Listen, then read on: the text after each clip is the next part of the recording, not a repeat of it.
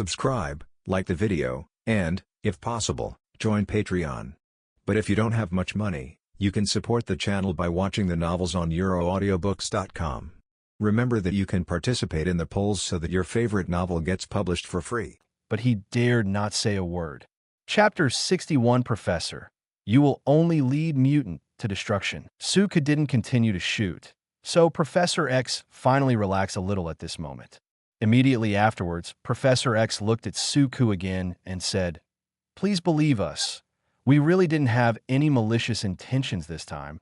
We just noticed that there are two mutants here, so we just want to help them." When he said this, Professor X's attitude was obviously much humbled.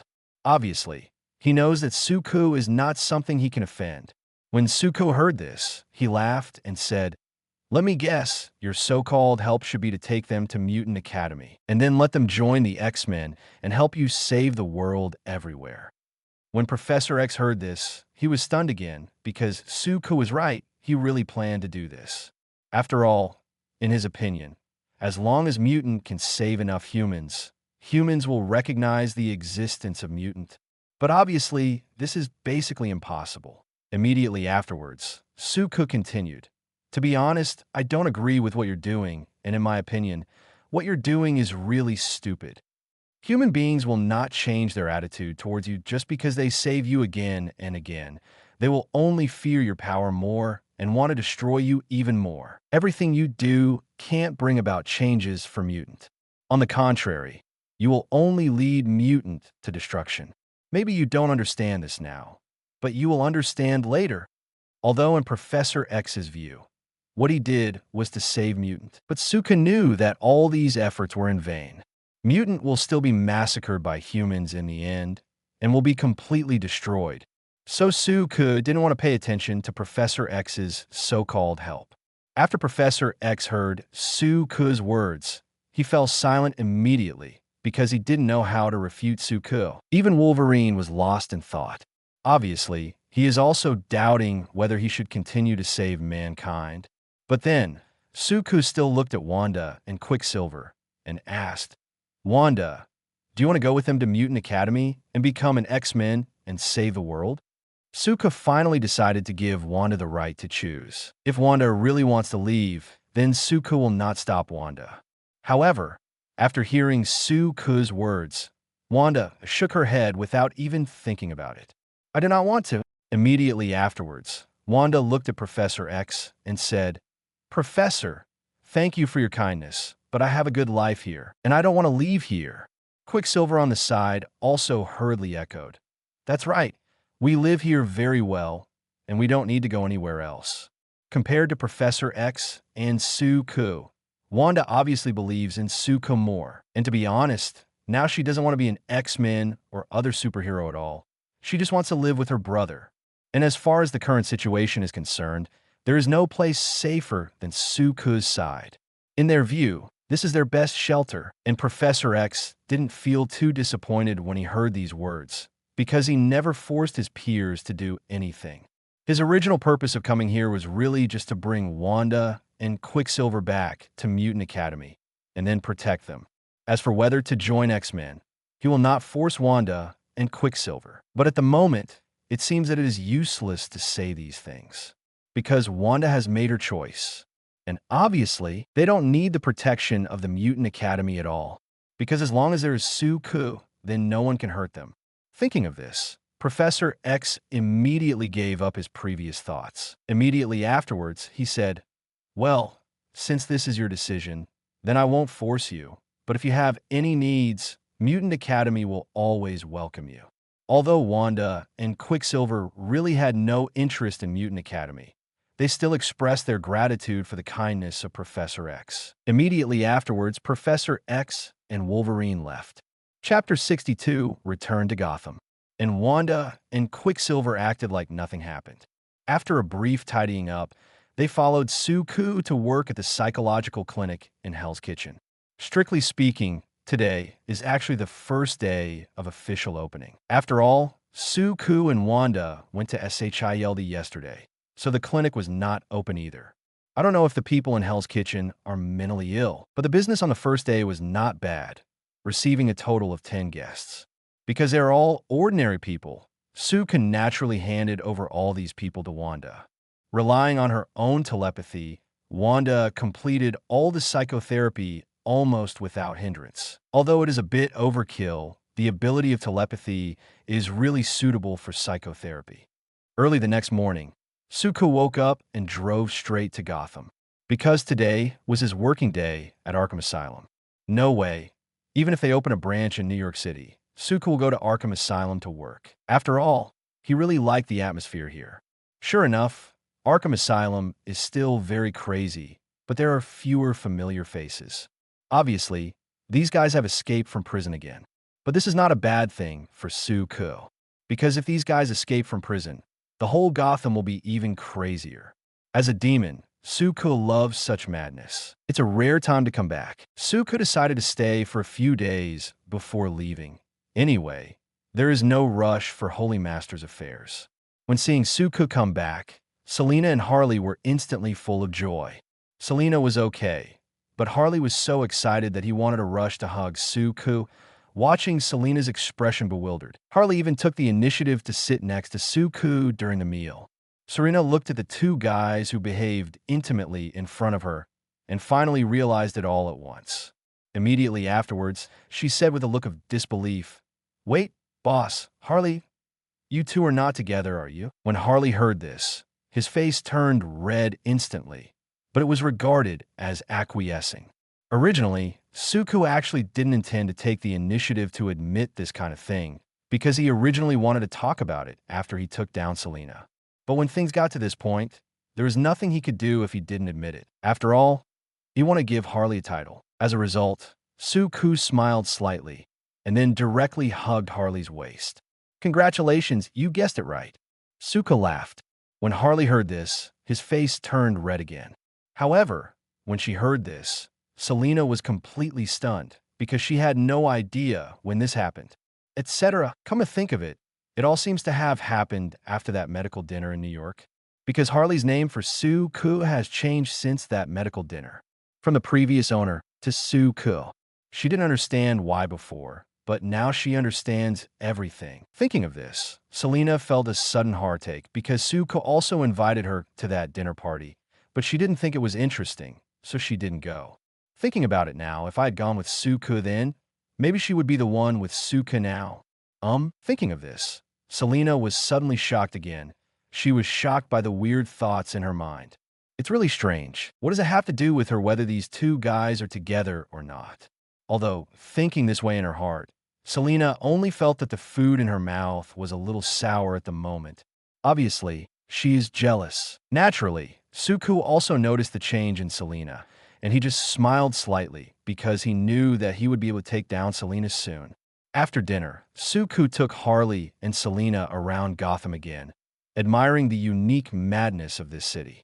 Then, when they got home at night, Harley naturally followed Suku home. As for Selina, she went back angrily.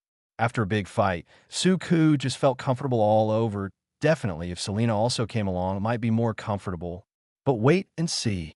Overall, Suku is very satisfied to be back in Gotham again. Chapter 63 Batman and the Laughing Bat. Unable to fall asleep for a while, Harley began to tell Suku what happened in Gotham recently. Although Gotham is still very chaotic, it is not without good things. Because Batman's recent actions have become more and more frequent, and more supervillains have been attacked by Batman indiscriminately.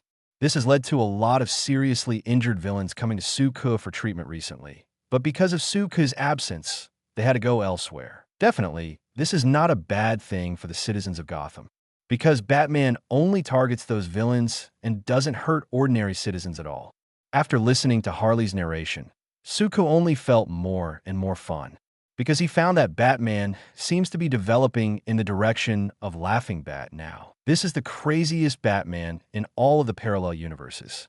Just looking at this, you know that this thing must have something to do with the Joker, and in fact it is. The Laughing Bat is transformed from Batman infected by the Joker toxin. In DC's original plot, after Joker was caught by Batman, while spreading the Joker virus, he constantly told Batman the scene of the death of Batman's parents.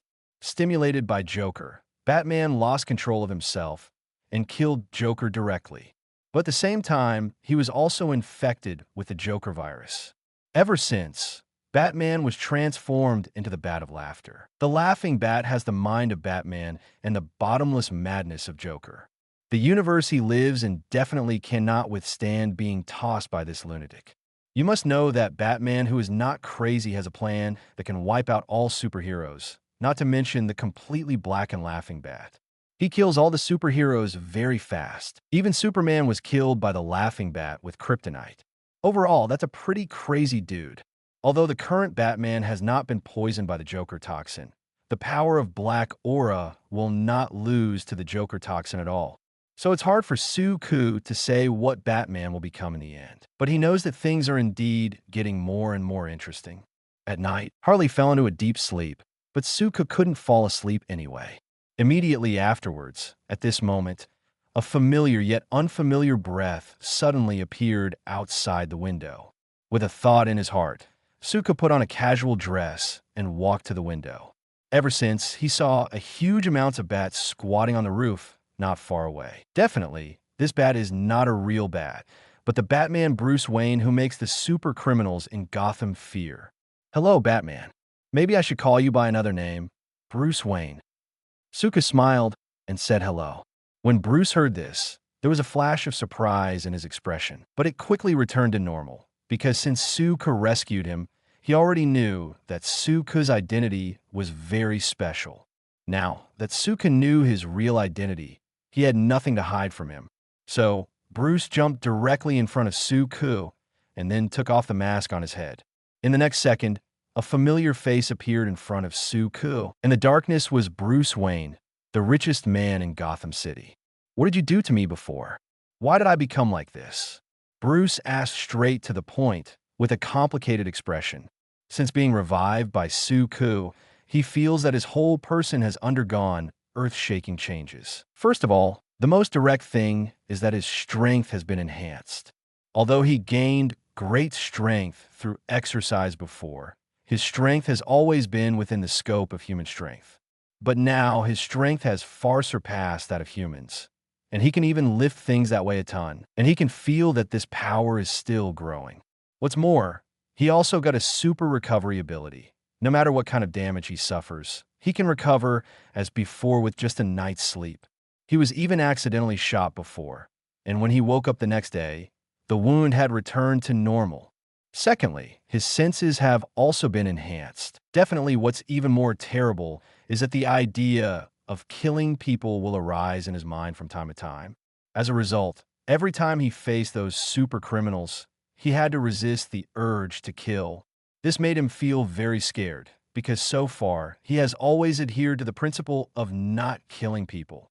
But he felt like he couldn't hold on any longer. Chapter 64 Batman can no longer make soy sauce.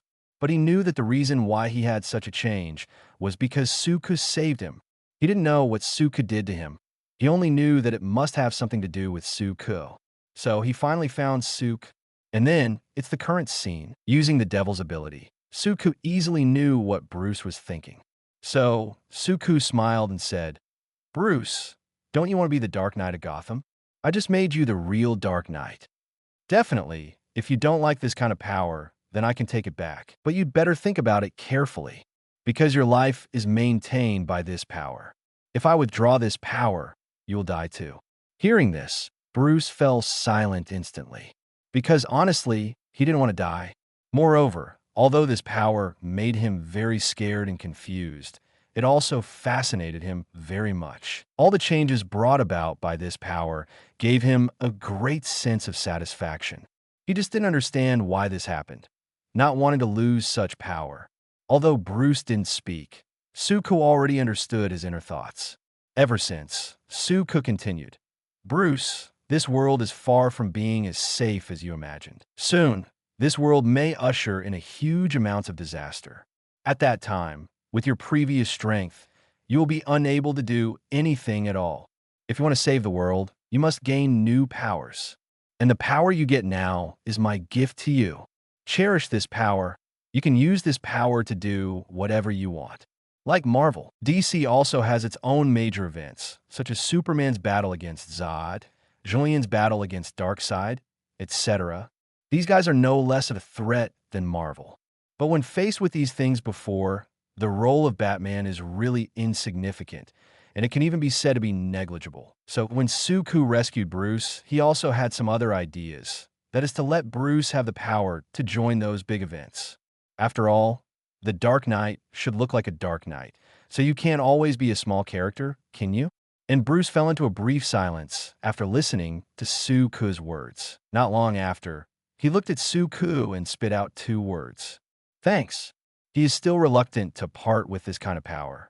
In fact, not only him, no man can give up great power. Immediately afterwards, he put on the mask again and disappeared into the night. Watching Bruce leave, Suku smiled slightly, because he's really looking forward to what Batman will end up being. But suddenly at this moment, Suku realized a serious problem. That is, since this world is a big world after Integrate, will the big events between them also become chaotic? For example, during the battle in New York, will Superman and Julian make a move? Or when Superman fights Zod, will the Avengers Alliance make a move? As soon as I had this doubt in my heart, the sound of the system rang. Ding! Host, please rest assured. Although the world the host is currently in is an integrated world, the basic major events will not be chaotic. Avengers will not participate in the various major events of the Justice League. Similarly, the Justice League will not participate in the major events of the Avengers. It turned out to be like this. When Suka heard this, he nodded thoughtfully. Although he didn't know how the system did it, Suka didn't care much anymore. After 2 days in Gotham, Suka returned to New York. Because counting the time, it has come to the day when the Lord and Loki meet. After returning to New York, Suku went to meet Wanda and Quicksilver first, and after confirming that nothing had happened recently, he found the Holy Master. Seeing that Suku appeared on time, the Holy Master was also relieved. Then let's go. As the Holy Master said, he was ready to go, etc. But at this moment, Suku spoke. What's wrong? The Holy Master asked a little strangely. Holy Master, are you going to go out like this? You know it's daytime. If you go out like this, you will definitely be targeted by SHIELD and the human magician before.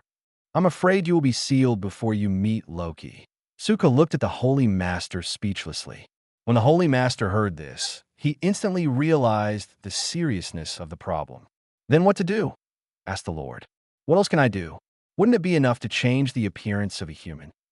Suka was almost made to cry by the Holy Master. Chapter 65, Loki and Ebony Maw. Demons all have the ability to transform into humans, and Holy Lord is no exception. Although he lost the monkey charm, Holy Lord still has the ability to change into humans. However, this is still not an easy matter for the Holy Master, because the Holy Lord does not look down on human beings from the bottom of his heart. In his opinion, human beings are slaves of demons. How could he become a slave? However, considering that it would really be discovered and sealed if it went out like this, the Holy Master finally compromised. In the next second, strands of black aura began to emerge from the Holy Lord's body, and the black aura instantly enveloped the huge body of the Holy Lord. After the black aura dissipated, the Holy Master had already turned into a middle-aged man. And it's a middle-aged man from Huagua. Because the 8 demons ruled differently, they changed into human beings in different ways. Among them, Julin and Shengzhu are from Huagua, while Bo Gang is from Xiaotian, Xiaofeng, Zhongsu, Shimu and Bazaar are from the United States, and Dikue is from Africa. Definitely, it is easier for Suku to accept the transformation of the Lord into a human being. Everything was ready, and the two set off immediately. But Walong and the others didn't go with him this time. After all, Walong and the others couldn't be of much help on that occasion. Arriving at the designated place, Suka frowned after looking around, because at the moment, the place where they are is actually a temple of ancient gods. To be honest, Suka doesn't like this kind of place very much, because there is still a trace of the power of the gods left here. It is this kind of power that makes Suka very upset. So is the Lord. At this moment, the Holy Master has already turned into a demon. After looking around, the Holy Master sneered and said, "Stupid guy, actually chose this place for the meeting. It seems that those guys are trying to give us a blow. The Lord is right. As a demon, the Holy Lord naturally hates all gods because thousands of years ago, the Holy Lord was sealed by the unknown death god. The results of it? Loki actually chose the meeting place here. Isn't this just to give the Holy Lord a blow? But the Lord is not used to Loki's stink. In the next second, without the slightest hesitation, the Holy Master directly opened his big mouth, and a strong flame spewed out from his mouth, instantly burning everything around him. Although he didn't get the dragon spell, as a fire demon, the Lord still has the ability to control flames. This is the original power of the Holy Lord, which cannot be taken away by any god, even without death god's instructions. In any case, Suko was very happy to see everything around him being burned. Then, not long after, two figures appeared in front of Suko and Shengju. One of them was wearing green leather armor, had long hair, and had a haughty expression on his face. It was Loki. As for the other one, although he was tall, his appearance was extremely ugly, and Suko still recognized his identity at a glance. Ebony Maw. Ebony Maw is the scariest of Thanos' Black 5 generals, serving Thanos' allegiance. In Avengers Alliance 4, when Thanos invaded the Earth, he used his super language control ability to control Doctor Strange and brought Doctor Strange into space. Ebony Maw can persuade and even control other people with words. Even the spiritually powerful humans are not immune. In addition, Ebony Maw also has super high intelligence and strong mind control. All in all, he is a very powerful magician. As powerful as Doctor Strange, it's also powerless against Ebony Maw. For a while, Suka felt that this matter was getting more and more interesting, because he never thought that Ebony Maw would also participate in the plot of Avengers Alliance. "Hello, Holy Master." Loki greeted the Lord with a smile. Then he pointed to Ebony Maw and introduced, "This is Ebony Maw, a Jonda magician from another planet, and it is his master who will lend us an army to help us rule the Earth." Ebony Maw just nodded slightly and didn't say much, but when he looked at Suko, his eyes were slightly different. "Tell me, what do you want?" At this moment, Suko asked. As a person who knows the plot, Suko knows that all of this must not be for no reason. If he guessed correctly, Ebony Maw must have come for the space gem. After all, the plot of the Avengers Alliance, one originated from the space gem. But what Suko didn't expect was that when he heard him speak, Loki immediately showed a look of disdain.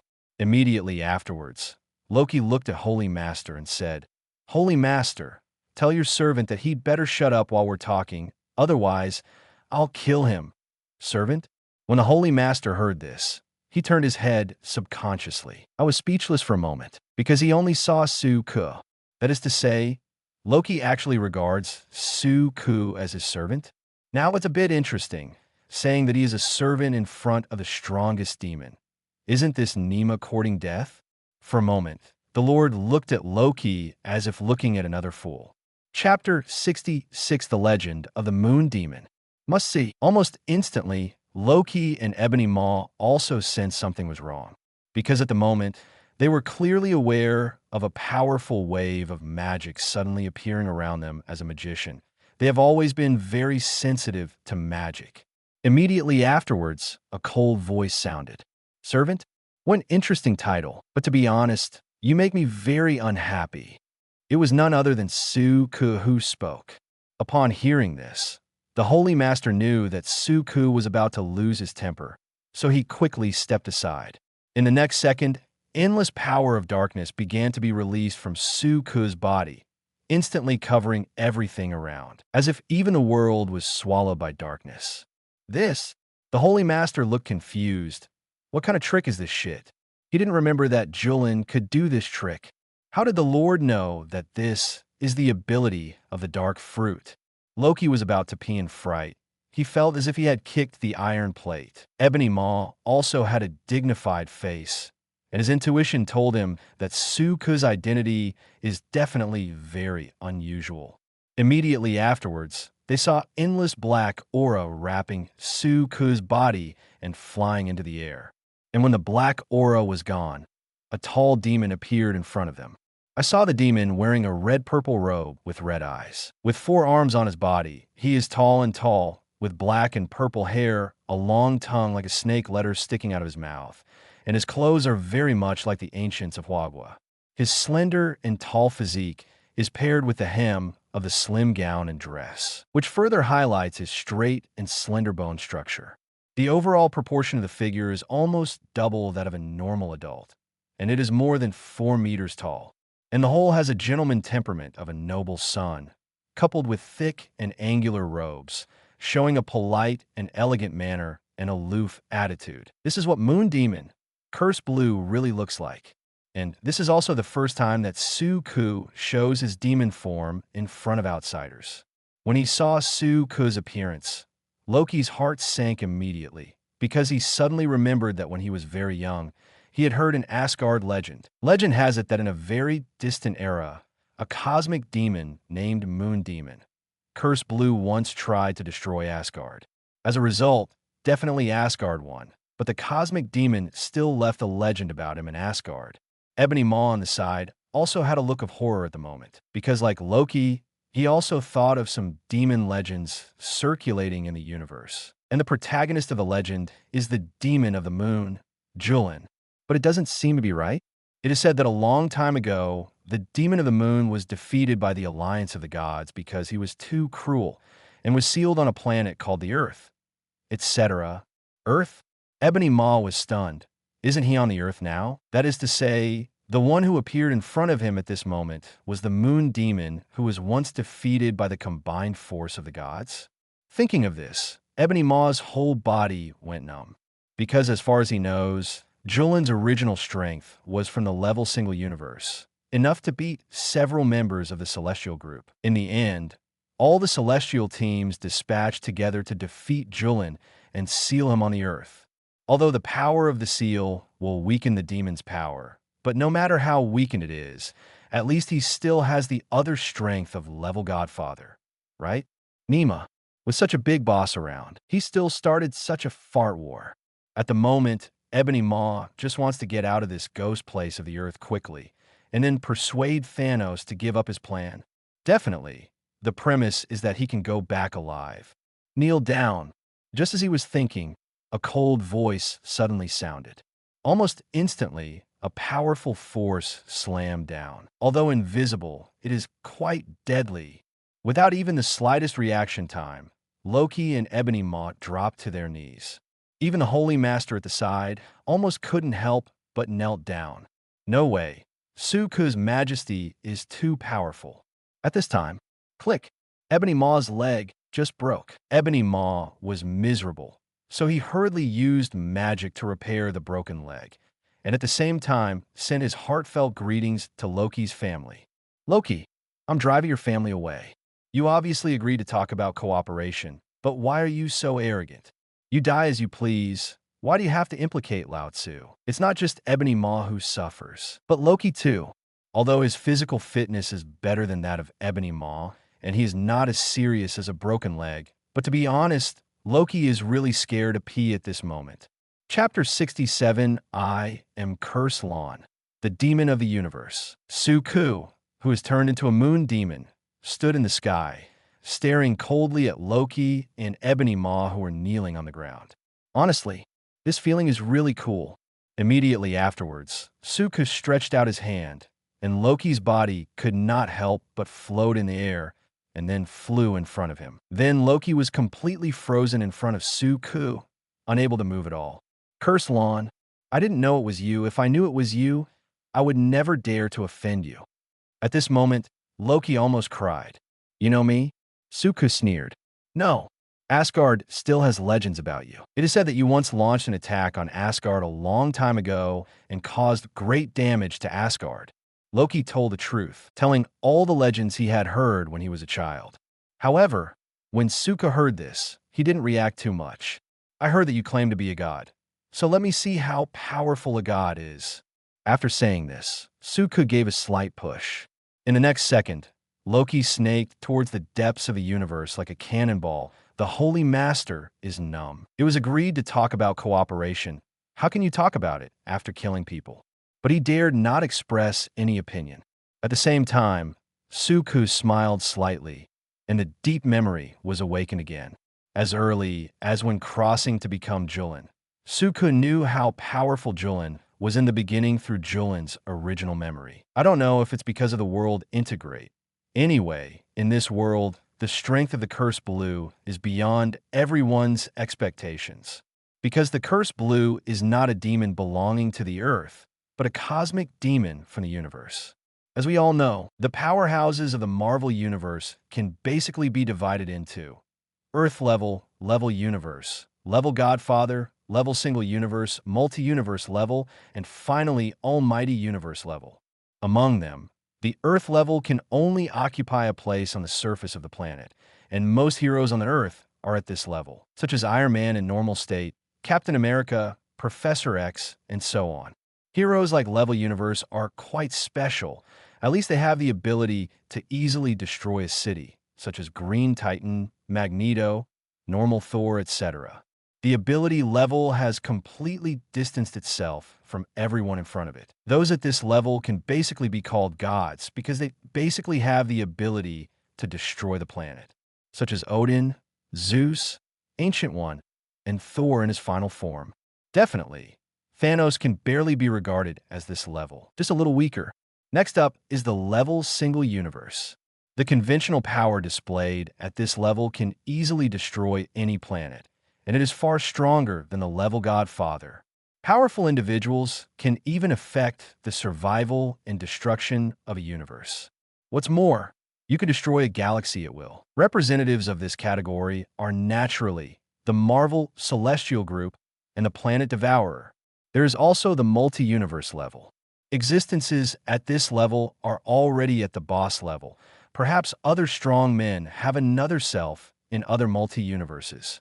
But there is only one multi-universe powerhouse in all universes. The most representative of these are eternity, annihilation, infinity, and death. They're the only ones in the multi-universe. As for Almighty Universe level, this is more abstract because this is the strongest existence in the Marvel Universe.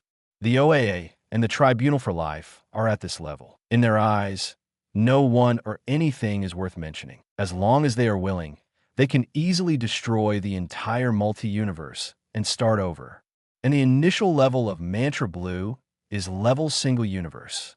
In Suku's memory, when the Cursed Blue is the strongest, it can destroy several planets at will, and even often fights with the Planet Devourer and the gods. The reason is also very simple. As the demon of the universe, Julian always destroys planets at will, and the devourers of the planet and the Celestial Group think that he has broken the balance. He even harassed Asgard more than once. Definitely, at that time the master of Asgard was not Odin, but Odin's father bore, a guy with equally terrifying strength. Then, Julian's behavior finally completely angered the Planet Devourer and the Celestial Group, and they joined forces to attack Julian. Although Julian killed two of the Celestial teams, he was still defeated. The Celestial Group couldn't kill Julian, so they chose to exile Julian to the Earth. As a result, after arriving on Earth, Cursed Blue clashed with the first-generation Sorcerer Supreme again, and killed the first-generation Sorcerer Supreme. Then, the demons appeared, and Julian began to fight the demons again. Until there are only 8 demons left, no one can completely kill anyone. The demons chose a truce and became brothers and sisters. This is the origin of the 8 great demons. Finally, the unknown death god appeared, and the power of the Cursed Blue was lost in the battle with the Planet Devourer and the God Group. Lost half again when fighting the original Sorcerer Supreme. Lost some more while fighting the demons. So he is naturally not an unknown opponent. So he was sealed in hell. Just like that, the former level single universe powerhouse, now reduced to level Godfather. Chapter 68, what Julian wants is not the Earth, but the entire universe. In Julian's original memory, after he left hell, the first thing he did was to destroy the Earth first. Then go to the Celestial Group and the Planet Devourer for revenge. But obviously, Suku, who replaced Julian, is not so brave. If his strength is still level single universe, then he can go crazy. Anyway, if he fights alone, Neither the Celestial Group nor the Planet Devourer can beat him. It's not even that hard to kill Asgard directly. But the problem is his strength is depleted too much.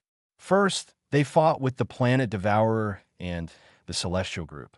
After being exiled to the Earth, he fought with Sorcerer Supreme and killed the first generation of Sorcerer Supreme, and then fight with the demons on the Earth. In the end, I fought with the undead death god again. After all this tossing, he has very little power left, so he can only choose to stay on the Earth and slowly recover his strength. Just when Suku was lost in memory, the Holy Master at the side was also stunned, because the Lord has already learned about the cursed blue from the conversation between Suku and Loki just now. To be honest, the Lord has never been very clear about the identity of Julon, because the cursed blue is not a demon native to the Earth, but a demon that fell from the universe inexplicably thousands of years ago. At that time, all the demons on the Earth regarded Julon as an intruder, so they attacked him together and launched an attack on Julon. In the end, there was nothing to do with the cursed blue, and then fighting and fighting suddenly turned into a melee. In the end, only 8 of them were left. None of them could kill the other, and then somehow they became brothers and sisters. And this is why the Holy Master wants to win over Julon, because Cursed Blue is different from other demons. What Julon wants is not the Earth, but the entire universe. But the Holy Lord is not interested in the universe. All the Holy Lord wants is the Earth. This means that Shang Zhu and Julon don't have any conflict of interest. But even so, the Holy Master felt that he had far underestimated the power of Julon. Now it seems that the power of Julon is definitely infinitely stronger than he imagined. But it's a pity that Julon doesn't seem to be interested in helping him rule the Earth. Otherwise, the Holy Master doesn't need to do anything at all, just lie down and win. Thinking of this, the Holy Master felt a little speechless. Immediately afterwards, the Holy Master suddenly saw Ebony Maw, who was struggling not far away. "My dear brother, please don't kill him. Have you forgotten the purpose of our coming here today?" The Holy Master couldn't help but speak persuasively. No way, Suku just sent Loki straight into space. So the guy is designated to hang up. So now there's only one Ebony Maw left. If Ebony Maw is killed again, then the invasion of the Earth will really be impossible. So the Holy Master can only ask Suku to show mercy. Suku looked back at the Holy Master, then at Ebony Maw not far away, and finally planned to let Ebony Maw go. In the next second, Ebony Maw felt that the force on his body suddenly disappeared without a trace. At the same time, the 4 weeks returned to normal, as if nothing had happened. But only Ebony Maw knows how close he was to death just now. As Thanos' 5 generals of Obsidian, his strength is beyond doubt. Even his spells are among the best in the universe. But in front of the Moon Demon, he was completely powerless. As long as the Moon Demon is willing, he can crush himself to death. Thinking of this, Ebony Maw's double push couldn't help trembling. At the moment, he really wanted to escape from here, but he knew he couldn't escape. If Suku didn't allow himself to leave, but forced himself to leave, then there's probably only one end. Just like Loki was blasted into space. In this case, he will definitely die. At the moment, Ebony Maw is not thinking about ruling the Earth and getting the space gem. He just wants to get back to Thanos quickly and tell Thanos to abandon all previous plans. Because the demon of the moon appeared, all they have to do now is to save their own lives, not to invade the Earth. Don't even think about infinite gems for a while. Thinking of this, Ebony Maw looked at Suku respectfully and said, "Dear Demon of the Moon, please forgive my rudeness just now. I really didn't know it would be you. But don't worry, I will leave the Earth immediately and promise to never come to this place again." Judging from Suku's attitude just now, Ebony Maw felt that Suku didn't have to kill himself. Otherwise, just relying on the Lord's request, how could Suku let herself go so easily? So in his opinion, as long as he expresses that he has no ill will towards the Earth, Suku should let him go. But obviously, things are not as simple as imagined. Chapter 69, tell me, how do you want to cooperate? Sure enough, in the next second, he heard Suku say, "No, I want you to continue with what you came to Earth for." What? Hearing this, Ebony Maw was instantly speechless. What is his purpose in coming to Earth? Definitely to get the Earth's space gem. Definitely also help Loki rule the Earth, by the way. This is the previous deal with Loki, but now that the Earth has a demon of the moon, how can he still rule? As far as Loki's strength is concerned, let alone the moon demon, even facing the Holy Master, he has no chance of winning. What's more, infinite gems is something that can change the universe. Ebony Maw does not believe that the moon demon is not moved. But if this is the case, how can I complete this matter? Isn't this nonsense? Seemingly aware of Ebony Maw's thoughts, Suku then said, I'm not interested in your affairs. The Earth is just my temporary residence. As long as you don't destroy this place, I won't interfere in whatever you do. The Holy Master on the side was somewhat upset when he heard this, because Julian could obviously help him rule the world, but Julian did nothing and asked him to cooperate with other people, which really made the Lord very speechless. But definitely, the Holy Master only dared to think about these words in his heart. He didn't dare to say them out. In any case, the cooperation will continue. After all, the original intention of the Lord to rule the earth has never changed. Ever since, the Lord looked at Ebony Maw again. Tell me, how are you going to cooperate? Although somewhat surprised, Ebony Maw probably understood Suku's meaning at this moment. Also know that Thanos' plan can still be carried out. This made him heave a sigh of relief. After organizing the language briefly, Ebony Maw said, Our original plan with Loki was that we would provide Loki with an army to help Loki invade the Earth. And then Loki would give us something. What? Before Ebony Maw finished speaking, the Lord interrupted him. Hearing this, Ebony Maw first glanced at Suku, because he was worried that Suku would be interested in infinite gems, but then, thinking of Suku's strength, Ebony Maw suddenly didn't care anymore. With Suku's power, if he is really interested in infinite gems, then he can't stop it. That being the case, why think so much? So he said directly, Space gem and infinite gems. Infinite gems? Space gem? What is this? The Holy Lord was dumbfounded when he heard this, because he really didn't know what it was. Only Suku understood. Sure enough, he guessed right. Ebony Maw and Loki really came for the space gem. Seeing that there was no special change on Suku's face, Ebony Maw continued. That's right. This is the content of the transaction. We'll give you an army to help you rule the planet, but you have to give us the space gem. After getting the space gem, this transaction will be considered complete, and we will not come to Earth again. The Lord thought about it, and felt that this deal was not bad. As long as you find that space gem, you can exchange for a powerful alien army to help you rule the world. Originally, the Lord also had his own army, the so-called Dragon Army.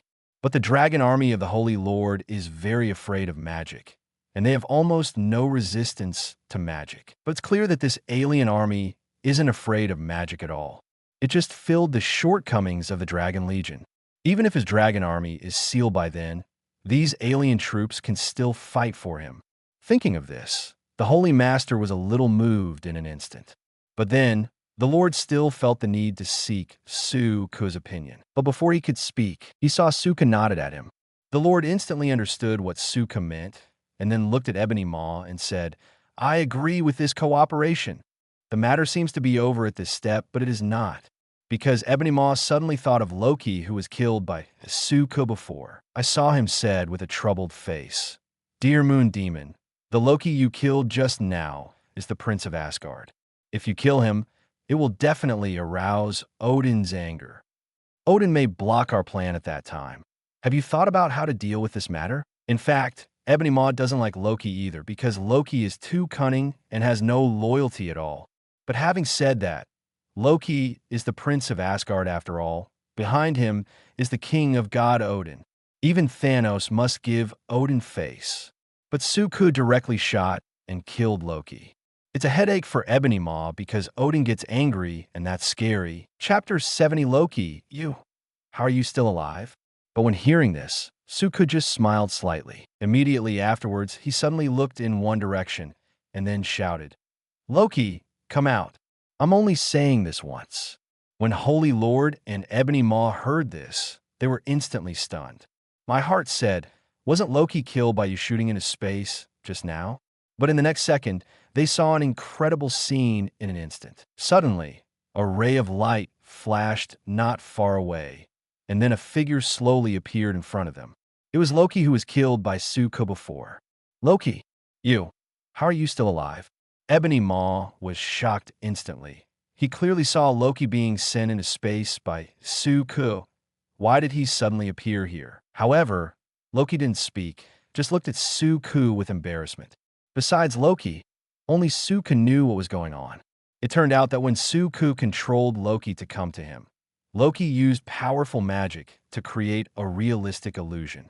Then he replaced himself with a phantom, and his own body was quietly hidden. Although Suko noticed everything in an instant, he still didn't say anything clearly.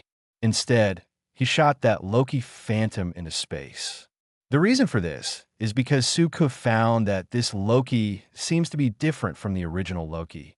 If I have to say it, Suko thinks this Loki is more like the old Loki in the American drama Loki. Because only that Loki is a true magician, a magician with tricks and strength. This made Suko feel very interesting. So he let him go, and Loki is still useful to Suko. After all, he is a key figure in the entire Avengers Alliance. It would be impossible without him. And at the moment, Loki really didn't dare to take any chances anymore, because he knew that no matter what he did, he couldn't escape Suko's eyes. The power of the moon demon far exceeded his imagination. Thinking of this, Loki has no trace of hesitation and hurriedly came to Suko. Immediately afterwards, Loki said with a humble face, "Dear demon of the moon, nothing can be hidden from your eyes. But don't worry, as long as you allow me to leave, then I guarantee that I will never come to Earth again. You must know that the reason why Loki invaded the Earth was just to prove his strength to Odin. In fact, Loki doesn't like Earth at all. And with the appearance of Curse Blue, Loki has completely lost his thoughts on this aspect. Now he just wants to return to Asgard quickly. But obviously, Suko doesn't think so. Suko looked down at Loki and said, "Since you've already come, don't rush to go back. What did you think before? What to do next? This..." Loki was speechless for a moment when he heard this. What does he mean by what he thought before and what to do next? You must know that what he wanted before was to rule the entire Earth. But now that the Holy Lord is here and the mantra is here, how can he still rule the Earth? Even if Julan doesn't care, the Holy Master certainly doesn't want to. Thinking of this, Loki felt depressed again. Immediately afterwards, he looked at Suko and said cautiously, "Then what? With the power of the Holy Lord and the army sent by Thanos, there shouldn't be any problem in taking down the Earth. No matter how bad it is, don't you still have you? So you don't need my help, right?" Loki really doesn't want to get involved in this, because he knew that even if he really helped to rule the Earth would not have his share. So why was he wasting his time? But obviously, what Suko gave was not a multiple choice question. Suko continued, "Loki, it seems that you haven't figured out your current situation. What I'm giving you is not a multiple choice question." In the next second, Loki felt that the gravity that disappeared before was completely pressing on him again. Thump! The next second, Loki fell directly to his knees on the ground again. At the moment, Loki was about to cry. You must know that as the Prince of Asgard, others have always knelt down for him. As a result, when he arrived on the Earth, he knelt twice in a short while. He simply regretted it. He obviously lived well in Asgard and enjoyed the supreme rights. So he teased his big brother Thor if he had nothing to do. Don't mention how comfortable this day is. Why do you have to come to this ghost place of the Earth and get involved in these things? He regrets it. If he could do it again, he would never come to this ghostly place like Earth again. But it's clear that by now, there's no use regretting it, and he simply can't say no to Suko. Chapter 71, Monkey Charm and Dragon Charm. In desperation, Loki could only choose to compromise. He looked up at Suko and said, "Please rest assured, respected demon of the moon, I promise you, I will definitely help the Lord rule this world." Just like that, the proud prince of Asgard chose to surrender to a demon. Upon hearing this, the Holy Master nodded in satisfaction, because even if he has an army, he still needs someone who can command the army. and Walloon and the others are clearly incompetent. So Loki is the best choice. Let the Prince of Asgard become his servant. I have to say, the Holy Lord feels very happy at this moment. Suka didn't say anything, but used his power again to imprison Loki in front of his eyes. Then looked at Loki and said, Loki, I know you're cunning, and I know you're never loyal to anyone. But there are some things I have to let you know. That is, if I find out that you betrayed me, I will never let you go. At that time, even if you hide in Asgard, I will destroy the whole of Asgard, and then I will tear your body into pieces and tear your soul apart. You should know I'm not joking because I can totally do something like this. Ebony Maw on the side heard this and seemed to feel that he should show off. Immediately afterwards, he also looked at Loki and said, Loki, you promised Thanos this matter, so you must complete this matter. If you can't finish this, then Thanos will not let you go. You should know what he will do to you. At the moment, Loki almost collapsed, first threatened by Suku, and then threatened by Thanos' subordinate Ebony Maw. How could he, a little god of trickery, be caught between these two big guys all of a sudden? Don't worry, I will never betray you. Loki was crying in his heart, but he could only agree. By the way, Loki, do you have something to give to the Lord? At this moment, Ebony Maw's voice suddenly sounded again. When Suko heard this, he was a little curious, and then he released Loki's imprisonment. Immediately afterwards, Loki fell to the ground. After finally getting up, Loki looked at the Lord again. Then, two charms suddenly appeared in his hand. Upon closer inspection, it turned out to be monkey charms and dragon charms. This is my spell. Seeing the talisman, the Holy Master was a little surprised at the moment. Obviously, he didn't expect his talisman to appear in Loki's hands. Holy Lord, this is your spell. Return it to you. As Loki said, he threw the two charms at the Lord. Immediately afterwards, the talisman flew towards the Holy Master as if possessing magical power, and then completely sank into the Holy Master's body. Ah, the dragon spell. It's actually a dragon spell. My power is finally back. Sensing the power surging in his body, the Holy Master immediately laughed wildly. Because the dragon talisman is the Holy Lord's natal charm, it almost carries half of the Holy Lord's power.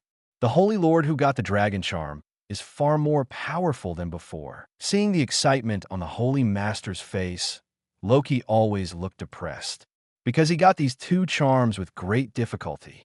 Originally, he thought of handing it over to the Holy Master as a sincerity of cooperation, but he never thought that he would be forced to hand it over to the Holy Master at this time. Damn Ebony Maw. Loki couldn't help cursing in his heart. In his opinion, it's all Ebony Maw's fault. If Ebony Maw hadn't mentioned the spell just now, no one would have known that the spell was with him. At that time, with the spell in hand, he will at least have some capital to negotiate with the Holy Master. But now nothing. But Ebony Maw doesn't care about that at all. All he cares about is the space gem. Now that things have come to this point, the matter of cooperation has finally been negotiated. Sane is mainly looking for space gems on Earth, while Loki is following Ebony Maw to find Thanos to discuss about the army. When both of them are almost ready, they can officially launch the plan to invade the Earth. Then goodbye, respected Demon of the Moon. I hope we can have a happy cooperation. After bowing to Suku, Ebony Maw left here with Loki. Although things have changed a bit, Ebony Maw feels that he has completed the task given by Thanos, so he's actually in a good mood. But compared to Ebony Maw, Loki is sad at the moment, because whether this invasion succeeds or fails, Loki has nothing to gain. Poor god of trickery, just being manipulated by Suku to death. Loki feels tragic about himself. Chapter 72, Can Space Gem Open the Gates of Hell? After Ebony Maw left with Loki, only Suku and the Holy Lord were left here. Immediately afterwards, Suku changed back to human form. Seeing the brother in front of him again, Holy Master didn't know what to say for a while, because he understands that Julin and these demons are not at the same level at all. The Earth is too small to accommodate the Cursed Blue. The Cursed Blue belongs to the entire universe. Although there was some emotion in his heart, the Holy Master still thought of a question. He looked at Suku and asked, "My dear brother, what the hell is that space gem they were talking about? To be honest, I've never heard of this thing." I don't even know where to find it. Seeing that the Holy Lord actually asked about the space gem, Suku felt another pain in the A, because it's just too much drama. But then he still told the story about infinite gems for the Lord. To put it simply, in the universe, there are 6 gems called infinite gems, which are refined from the essence of 5 singularities that contain infinite energy before the Big Bang. These 6 gems respectively control 6 basic attributes: space, power, reality, mind, time, and soul. Infinite gems are almost the most powerful treasures in the universe. Collecting 6 infinite gems can make a huge impact or change on the entire universe according to the user's own wishes. Even a single gem has great power. For example, the space gem you are looking for has the ability to instantly move yourself or all objects to any space. Even separate, cut, twist, or rearrange and create new spaces. To put it simply, as long as you get the space gem, you can go anywhere you want. After listening to Suku's introduction, the Holy Master's eyes suddenly lit up. Then, he suddenly thought of a key question. "So the space gem can open the gates of hell?" asked the Lord. "Have no idea." Suku shook his head because he really didn't know if space gem could open the gate of hell. After all, the region is in a very special dimension, and he is not sure whether the space gem can directly cross the dimension. Even so, the Lord still has a lot of interest in space gems. He looked at Suku and said, "Since infinite gems are so powerful, after getting the space gem, we will keep it for ourselves, and then we will find a way to collect the remaining 5 infinite gems. In this case, can we rule the entire universe?" Suku was speechless when he heard this. If he didn't know the Holy Lord, he must have thought it was Thanos standing in front of him, because the Lord is thinking exactly the same as Thanos at the moment. But then he could only shake his head and say, "Infinite gems is the power that the entire universe is pursuing. Compared with Thanos, the master of Ebony Maw, it is a very powerful existence. Other than that, the other infinite gems are in the hands of other experts. So, forget it. It's useless to tell you this. Let's wait until we find the space gem." Halfway through the conversation, Suku himself felt a little speechless and then stopped the topic. Since until now, he hadn't found any clues about the space gem, what's the use of thinking about it? The most important thing is to find the space gem quickly. As for the other infinite gems, let's wait until later. Suku's words were halfway through, and the Holy Master was inevitably a little upset. But soon, the Holy Master returned to normal. Because in the view of the Lord, if you want to get the space gem, you still have to rely on Suku. Suku seems to know space gems well after all. "Then my dear brother, please help find the space gem. I will thank you very much," the Holy Master said shamelessly. Hearing this, Suku just glanced helplessly at the Holy Lord and then disappeared into a black aura. Only the Holy Master was left standing there in embarrassment. It's really embarrassing. After all, Julan has helped him a lot recently, and he is still asking for Julan's help. But having said that, Julan is the boss of the 8 great demons after all. Helping my brother is also a matter of course. If you think this way, the Holy Master will not be embarrassed. Chapter 73, Where is the Space Gem? Although I somewhat dislike the Lord, but considering that the plot of the Avengers Alliance will always happen, and the Space Gem is the key, Suku finally decided to find the Space Gem first. So in the next few days, Suku's main goal is to find space gems. But Suku himself was too lazy to do this kind of thing. After all, he had ordered Natasha Romanoff to do it before. As the highest level agent of SHIELD, Natasha Romanoff has access to the highest level secrets of SHIELD, definitely including the space gem. And according to the original plot, Natasha Romanoff is also involved in the plan to weaponize the space gem. But to Suku's surprise, after waiting for several days, there was no news from Natasha Romanoff. This can't help but give Suku an idea. So is it possible that the space gem isn't even in SHIELD? With this idea in mind, Suku contacted Natasha Romanoff again. That night, Natasha Romanoff came to the door of Suku's house. As a high-level agent, Natasha Romanoff knows how to hide herself, so Suku is not worried about being discovered. After the meeting, Suku directly asked, "What's going on? Haven't you found any clues about the space gem yet?" Natasha Romanoff half kneeled on the ground, looked at Suku in front of her like a servant who made a mistake, and shook her head. "I'm sorry, Master. Recently, I have searched almost all the information of SHIELD, but there is no record of space gem, so I suspect this thing isn't even an SHIELD." Suka didn't doubt Natasha Romanoff's words, because he knew that Natasha Romanoff would not lie to himself. Immediately afterwards, Suka suddenly thought of something again and asked, "Have you asked Rogers about this matter?" According to Suka's understanding, Rogers had been in contact with space gems before being frozen. Even in the original plot, SHIELD only discovered the space gem when rescuing Rogers. Maybe get a clue about the space gem from Rogers? However, upon hearing this, Natasha Romanoff shook her head again. "I asked Rogers about this before, but Rogers didn't seem to know. He just told me that the Tesseract was lost in a battle with HYDRA. He doesn't even know where the Tesseract is now." Natasha Romanoff continued. To be honest, Suku is very speechless, and quite speechless, because he never thought that it was a very simple matter. Why did it suddenly become so complicated? After seeing off Natasha Romanoff, Suku was ready to rest immediately.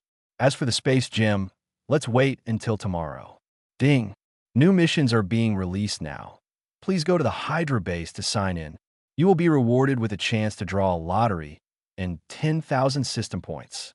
At this moment, the sound of the system suddenly sounded. Suka looked puzzled, unable to understand why the system would release the task at this time. But then, he suddenly realized something. Is the system trying to tell him that the space gem is at the Hydra base? With this idea in mind, Suku immediately accepted the task. Immediately afterwards, he checked the coordinates of the Hydra base and unexpectedly found that this place was only more than 100 kilometers away from him. If you rush over now, you can complete the task in less than an hour. But then again, it's already late at night. Suku doesn't want to disturb her rest because of this matter. "Honey, why don't you come to rest?" At this moment, a sound suddenly came from inside the house. It's Harley's voice. That's right. Harley came to New York City to see herself. In the face of such a beautiful day, what Hydra base, what space gem, seems not so important. I am coming. With a slight smile, Suku returned to the room. Tonight, destined to be another sleepless night. Chapter 74. Hydra's Assassination. Early the next morning. Beep. Just when Suku was considering whether to go to Hydra's base now and look for the space gem by the way, a doorbell suddenly rang. When I opened the door, I saw a group of SHIELD agents wearing SHIELD uniforms. One of the leading agents said embarrassingly, "Dr. Sue, I'm so sorry. We're here to bother you again. It's like this, the captain's mental problems have appeared again recently. So Director Nick asked us to ask you to go over and help him heal again." What? Hearing this, Suku was somewhat speechless, because he didn't expect that Rogers, who was cured just a few days ago, had problems again. This shit is simply an insult to his medical skills. Thinking of this, Suku is not in a hurry to go to the base of HYDRA, but plans to go to SHIELD first. Ever since, he nodded, "Let's go," etc. But just as he was about to go out, Wanda's voice suddenly sounded. In the next second, another voice flashed in Suku's mind. "Suku, they are not from SHIELD!" Exclamation point.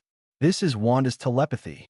Suku was slightly taken aback and looked at the SHIELD agents in front of him again, because the other party was wearing the uniform of SHIELD, and some of the faces were familiar, and he had indeed seen them in SHIELD before. So he didn't pay much attention just now.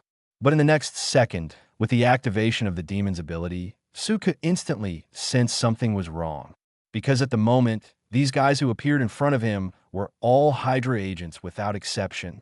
When you think about it, it's really interesting. Just now, he was thinking about whether to take Hydra's nest, but the next second, Hydra's agent unexpectedly appeared in front of him. Thinking of this, I just felt a little funny. Immediately afterwards, he looked at Wanda and said, "Wanda, you don't have to go to work today. Just wait for me at home. I'll be back soon." When Wanda heard this, Although she didn't quite understand what Suku was going to do, she still nodded. Let's go. Smiling and greeting the Hydra agents in front of him, Suka got into the car without looking back. Immediately afterwards, all the Hydra agents also got into the car, and then the car started to drive into the distance. The direction of the car at the beginning was indeed in the direction of SHIELD, but while walking, the direction of the car suddenly changed. Suka pretended to be curious and asked, "What's going on? Why do I remember that I didn't go this way when I went to SHIELD last time?" One of the agents heard this and immediately explained, "We're taking a shortcut. This road is a little closer." Hearing this answer, Suku just smiled and didn't say anything. After a while, the surrounding environment became more and more remote. It should have been a good opportunity to do it, but these guys have been reluctant to do it for a long time. In the end, Suku couldn't bear it anymore. He smiled and looked, okay, at a Hydra agent in front of him and asked Shin, "When are you going to wait to do it?" No way. The assassin was not in a hurry. But Suku, who was assassinated, was a little anxious because he's still waiting to get the Hydra base after killing these guys. What? You asked why you didn't do it at home before? Simple, because Suku didn't want to dirty the floor of her own home, but now he has no scruples. Chapter 75, Hydra and the Space Gem. The HYDRA agent sitting opposite Suku was a little surprised when he heard this. But then he still said strong and calmly, "What are you talking about? I don't understand what you mean." "Then I'll make it clear. I know you are Hydra's agents, and I know you came to assassinate me because I saved Rogers," Suku said very calmly. He was too lazy to argue with these guys. As soon as the words came out, the Hydra agent on the car instantly came over with a surprised look on Suku's face. Doesn't seem to understand how on earth Suku found out their identities. But at this point, it doesn't seem to matter anymore. They originally wanted to take Suku to a remote place to solve it quietly, and then go back and kill Wanda and Quicksilver together and fake an accident. But now they have to do it. Immediately after the next second, the HYDRA agent who was chatting with Suku before suddenly drew a gun and pointed it at Suku's head. Boom! Without the slightest hesitation, he directly pulled the trigger. A bullet instantly snaked towards Suku's head. But then, a shocking scene happened. Because at the moment, the bullet that the snake fired unexpectedly stopped less than 1 centimeter away from Suku. Then it was frozen in the air, motionless. What happened? The HYDRA agent in the car was instantly stunned by the scene in front of him. They have absolutely no idea what the hell is going on with all this. You are really courting death. Suddenly at this moment, Suku laughed. The next second, he waved his hand casually. Immediately afterwards, the bullet that stopped in front of him turned around in an instant and directly snaked towards the Hydra agent who had just shot. Boom! The bullet pierced through his head in an instant.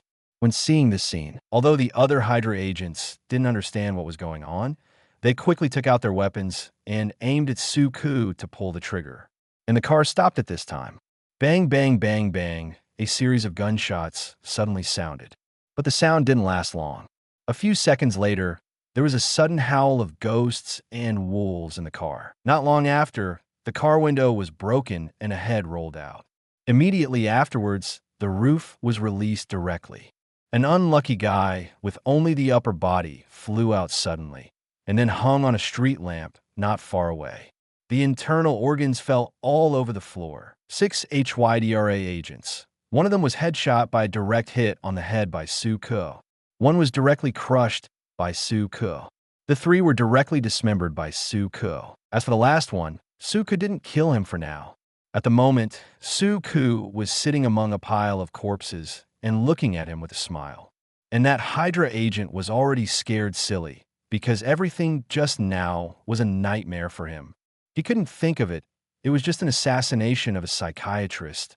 Why did it become like this? Definitely, it doesn't matter anymore because at the moment, the interior of the car is full of his companion's internal organs and an unknown mixed body, which makes him feel the fear from the depths of his soul. But the instigator of all this was still sitting in front of him, even looking at him with a smile on his face. Even though the inside of the car was already soaked in blood at this moment, not a single drop splashed on his body. as if nothing could get close to him. Suka could have directly killed the guy in front of him, but it suddenly occurred to him that this guy might know about the space gem. That's why he was spared. Immediately afterwards, Suka looked at him and asked, "Tell me, do you know where the space gem is? By the way, you should call him Tesseract." I. The frightened Hydra agent even said 3 words for me, but didn't even say a complete sentence. This made Suku a little speechless. "Forget it. Don't look for yourself." Suku shook his head helplessly. In the next second, the demon's consciousness instantly invaded the opponent's brain.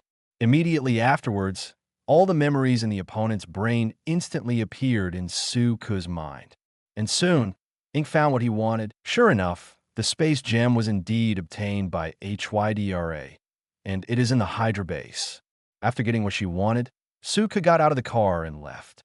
And the Hydra agent whose memory he had captured before had already had his head shot. This is because Suku directly devoured all his memories, and his brain couldn't withstand the invasion of the demon's consciousness. That's why it happened.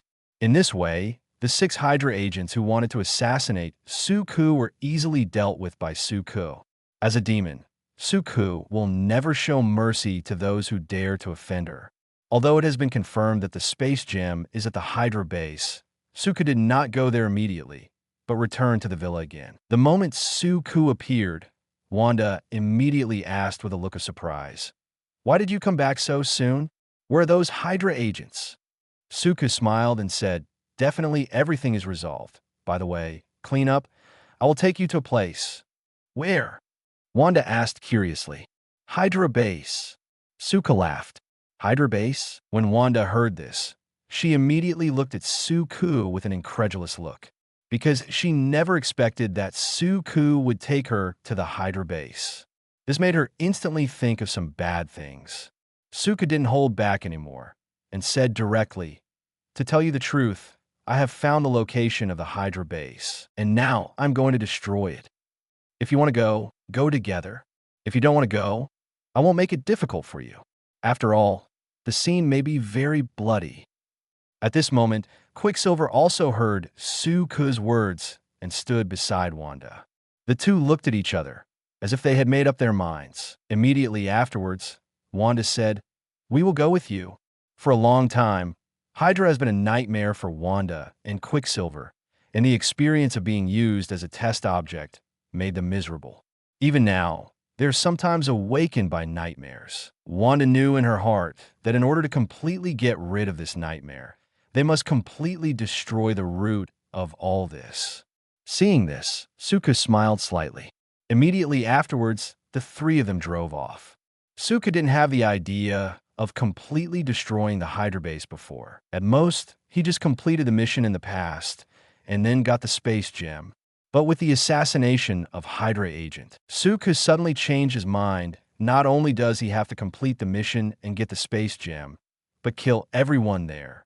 On the way, Suka suddenly thought of something and asked, "By the way, do you still remember where the Hydra base where you were imprisoned?" Suka wanted to confirm whether the base he was going to was the Hydra base where Sheeta and Quicksilver were imprisoned. After all, as far as he knows, there are many Hydra bases. And the Hydra base he is going to is not the headquarters of Johto Mountain. It is just an experimental base. Upon hearing this, Wanda immediately shook her head and said, "I don't know. When we were locked in a laboratory before, we were very confused and didn't know where we were.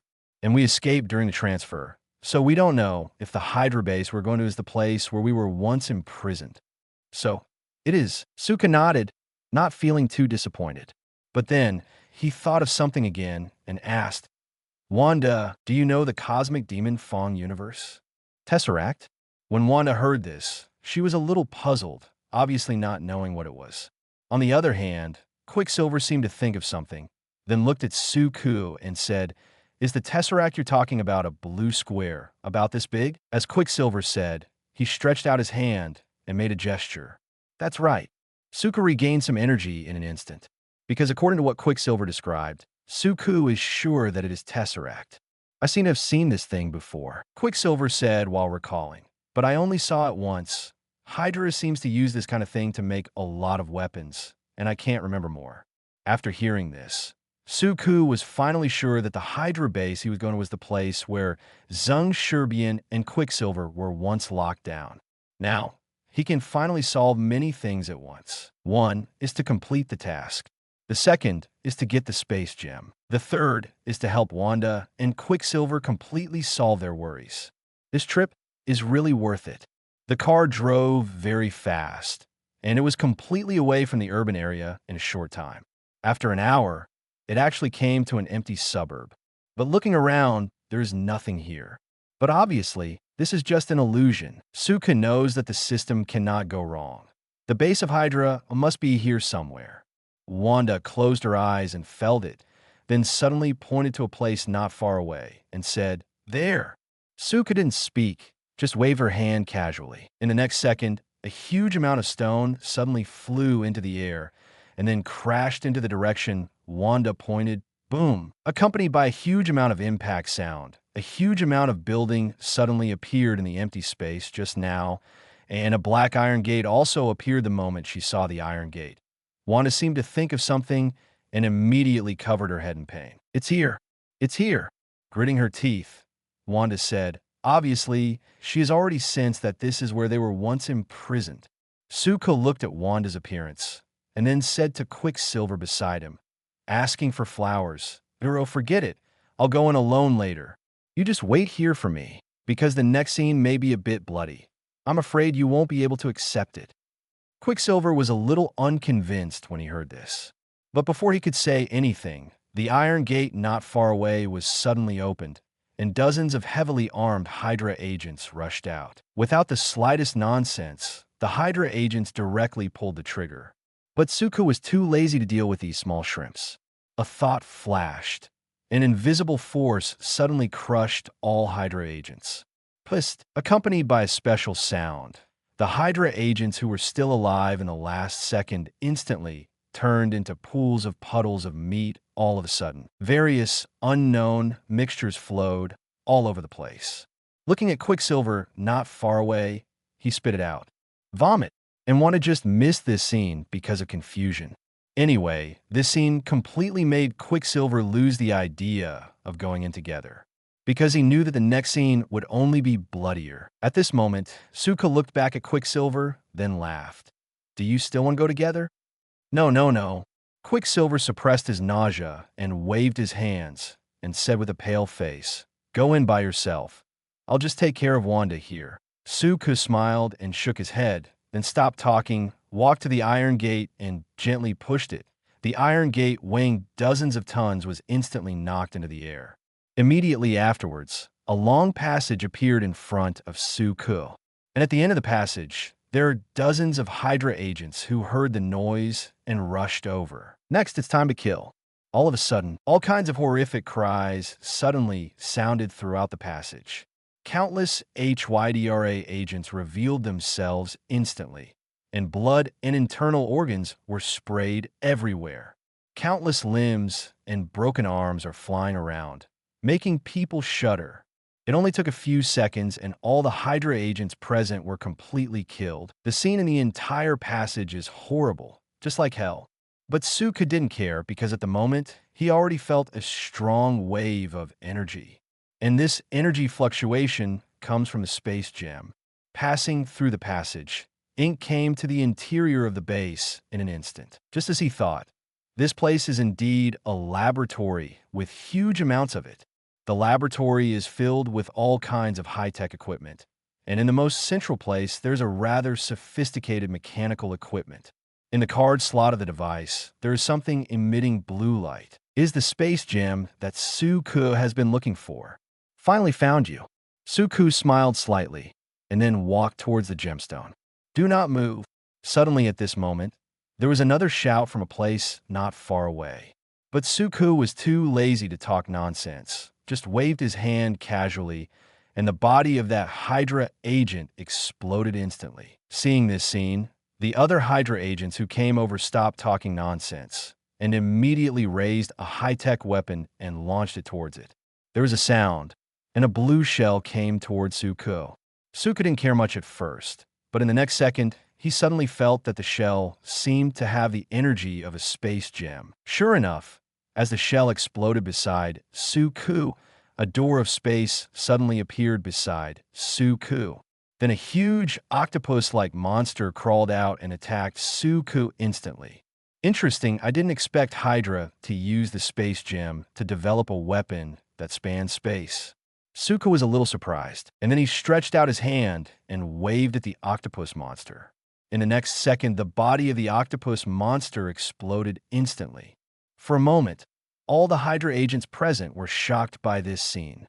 They really don't understand who this man, who came here, suddenly is. But it doesn't matter if you don't understand, because they know that he is definitely the enemy. Immediately afterwards, all Hydra agents pulled the trigger in an instant. Countless space doors opened around Suku, and then one after another unknown monsters crawled out of them, attacking Suku frantically. For a while, this place became a monster paradise. These monsters couldn't touch Suku at all, but with Suku's thought, all the monsters exploded in an instant. At this time, Suku finally came to Tesseract. Reach out and pick up the space gem, then squeeze it lightly. In the next second, the shell of the Tesseract shattered instantly, and then a blue gemstone the size of a thumb file appeared in Suku's hand. It is a real space gem towel. Chapter 76, Holy Master. I met a human magician named Ancient One. Damn it. Pull back. Seeing that Suku had obtained the space gem, the Hydra agents finally gave up their resistance completely, accompanied by a leader-like Hydra agent giving orders. All the Hydra agents rushed towards the gate of the base suddenly, trying to escape from here. But obviously, it is impossible for Suku to let them leave here alive. Immediately afterwards, Suku's eyes swept across everyone coldly. In the next second, the Hydra agent present was suddenly frozen on the spot. Almost instantly, their bodies twisted and collapsed, and then gradually withered until they turned into a bunch of blobs. And the instigator of all this just watched this scene with cold eyes, without the slightest emotion. Immediately afterwards, Suku took the space gem he just got and left here calmly. When he came out, he saw Wanda and Quicksilver waiting for him not far away. Needless to say, because at the moment, Wanda can no longer sense the breath of any living people from that base. In other words, Suku killed everyone there. Quicksilver really wanted to go in and take a look, but when he thought of the scene just now, he was instantly disgusted again, because he knew that the scene inside would only be more disgusting. Anyway, their nightmare was finally brought to a complete end by Suku. What is that? Suddenly at this moment, Wanda seemed to sense something and then looked up at the sky. Quicksilver looked in the direction Wanda pointed and was instantly shocked, because at the moment, there is actually a huge amounts of meteorite falling from the sky, heading straight for them. Suku said calmly, "It's nothing, it's just a meteorite." As soon as the words fell, the meteorite hit the Hydra base not far away in an instant. Boom!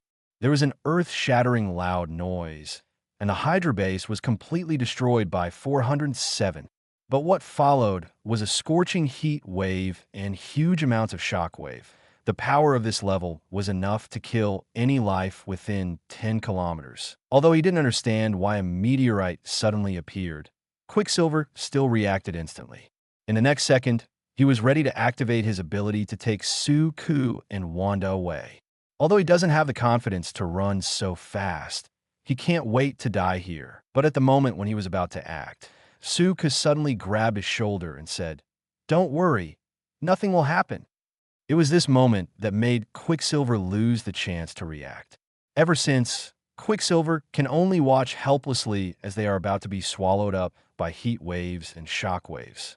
But at this moment, an astonishing scene happened again.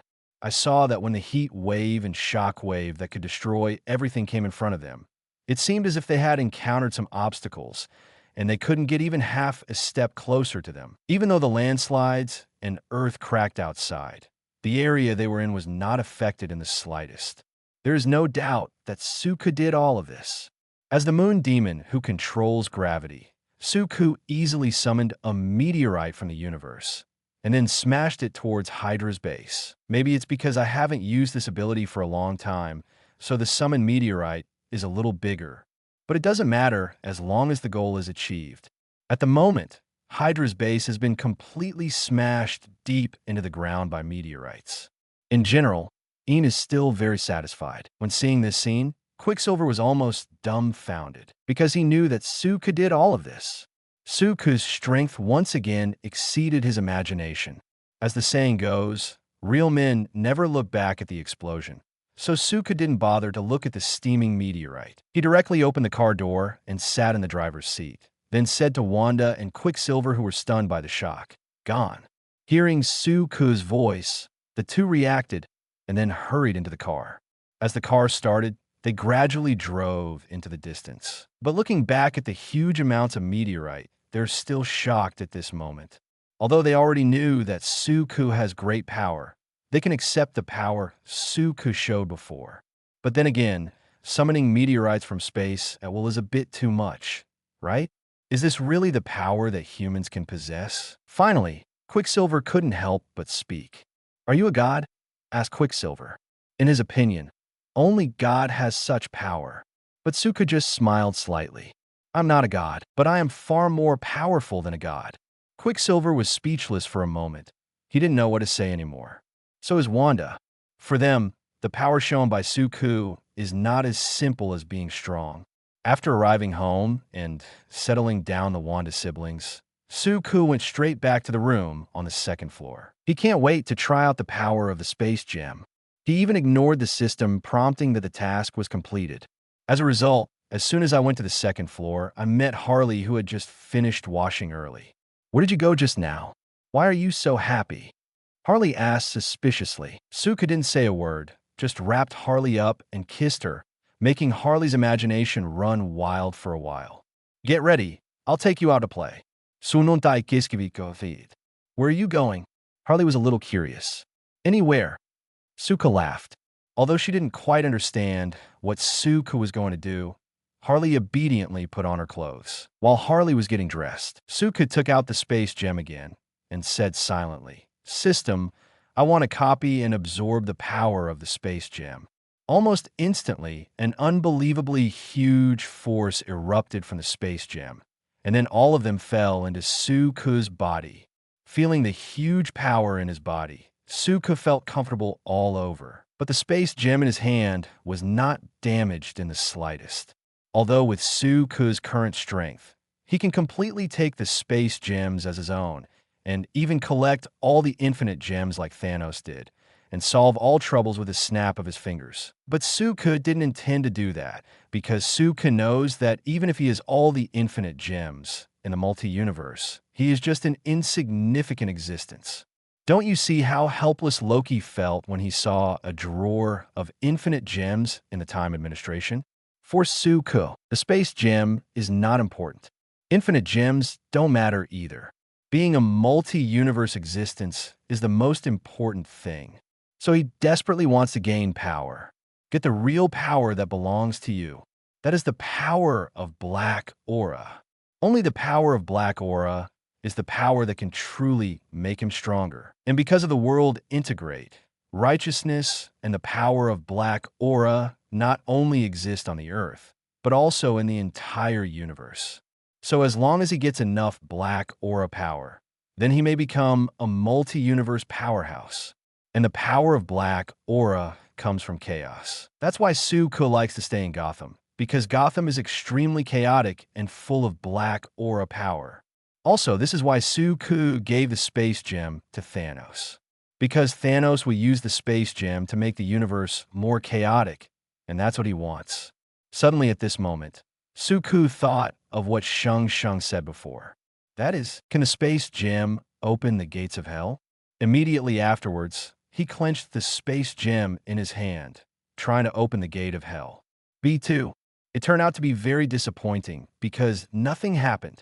It seems that my previous thinking was correct. Space gems cannot open the gates of hell, etc. But suddenly at this moment, Suku's heart moved again. He directly put the space gem on the table beside him, and then used the energy of the space gem he had just absorbed to try to open the gate of hell. Immediately afterwards, a miracle happened, and a portal suddenly appeared in front of him. And the other end of the portal is hell. Suka laughed. It turned out to be a success. Thinking about it carefully, this seems to be because all the absorbed power will be strengthened by the system, so I can open the gate of hell by myself. I have to say, this is really a pleasant surprise. Because at the moment, Suka can release all the demons out of hell if he wants to. But Suka didn't intend to do this, because once he did, the righteousness and black aura of this world would be completely out of balance. At that time, it is for the balance between righteousness and black aura. Ancient One, Odin, Captain Marvel, Superman, etc. Superhero will come to the Earth at the same time for some special reason and fight the demons. In this way, Suka will be out of control. Definitely, it is possible to release a demon, but you have to think carefully about which demon to release. What is that? Just when Suka was thinking, Harley's voice suddenly sounded. Suka reacted instantly and immediately closed the gate of hell. Then when he looked back, he saw that Harley had already put on his clothes and was looking at him in surprise. Obviously, Harley saw the portal just now. It's nothing, I just got a fun thing that can make me appear anywhere on the Earth in an instant, Suka said with a smile, and then took the space gem in his hand. When Harley saw the space gem in Suka's hand, he was instantly curious. Can you go anywhere? Harley asked. Definitely. Suka smiled. Immediately afterwards, his heart moved. Like Hawaii. In the next second, a portal appeared beside Suka, and on the other side of the portal was Hawaii. Harley was instantly stunned. But immediately after, Suka smiled and held out her hand. Harley instantly understood what Suka meant. So, the next two people came to Hawaii through the portal the moment he appeared in Hawaii. Harley thought he was dreaming. But obviously, this is not a dream at all. She really came to Hawaii. In the next 2 days, Suka was not in a hurry to meet the Lord, but took Harley to visit almost all the places of interest in the world, as well as all the places Harley wanted to go. Sure enough, having the space gem is convenient. Until the third day, Suka sensed again it was only when the Holy Lord called that Harley was sent back to Gotham. Immediately afterwards, another portal opened, and the moment Suka stepped out of the portal, he appeared in the basement where the Holy Master was.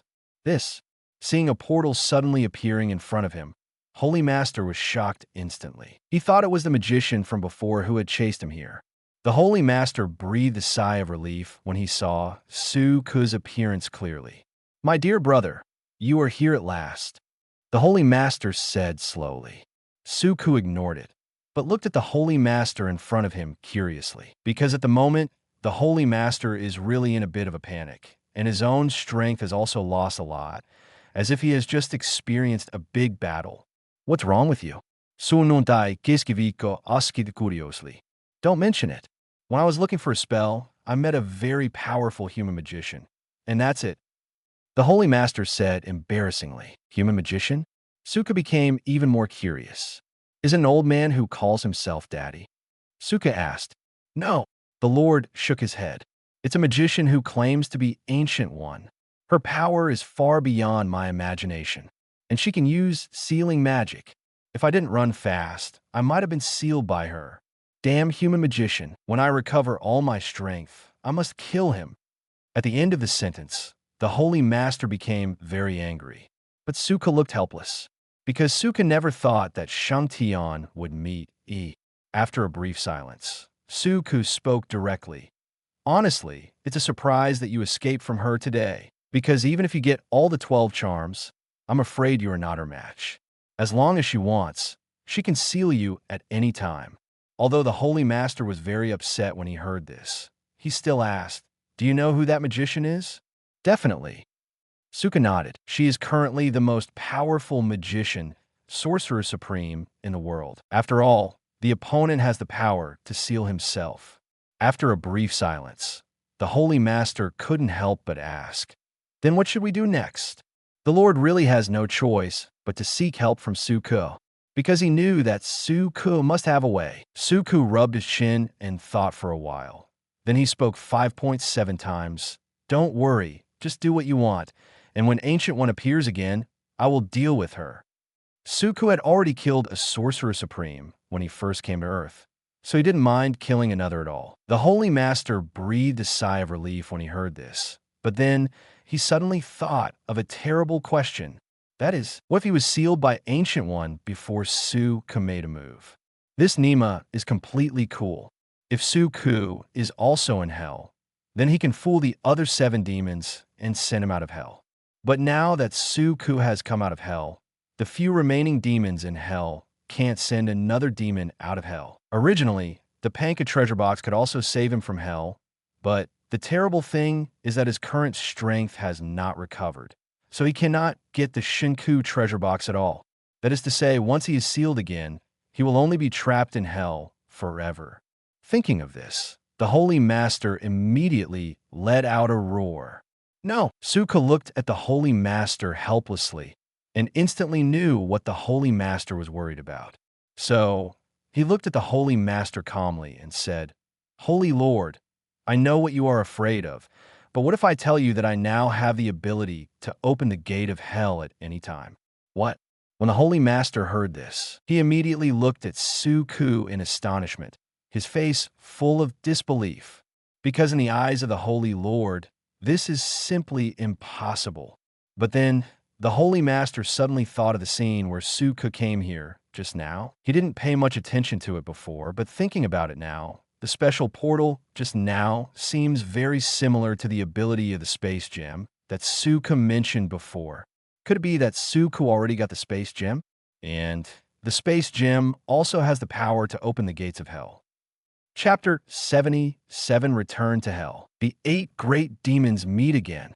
Thinking of this, the Holy Master can no longer be calm, because he knows what it means to the devil. This means that from now on, demons will no longer be afraid of being sealed. This means that the demons will be completely free. Immediately afterwards, the Holy Master finally couldn't help but asked, "Did you get the Space Gem?" "That's right." Su-Ku nodded. In the next second, a light blue gemstone appeared in his hand. It was Space Gem. In Su-Ku's view, the Space Gem was originally intended to be handed over to the Lord to make a deal with Ebony Maw. So Su-Ku handed over the Space Gem directly to the Lord.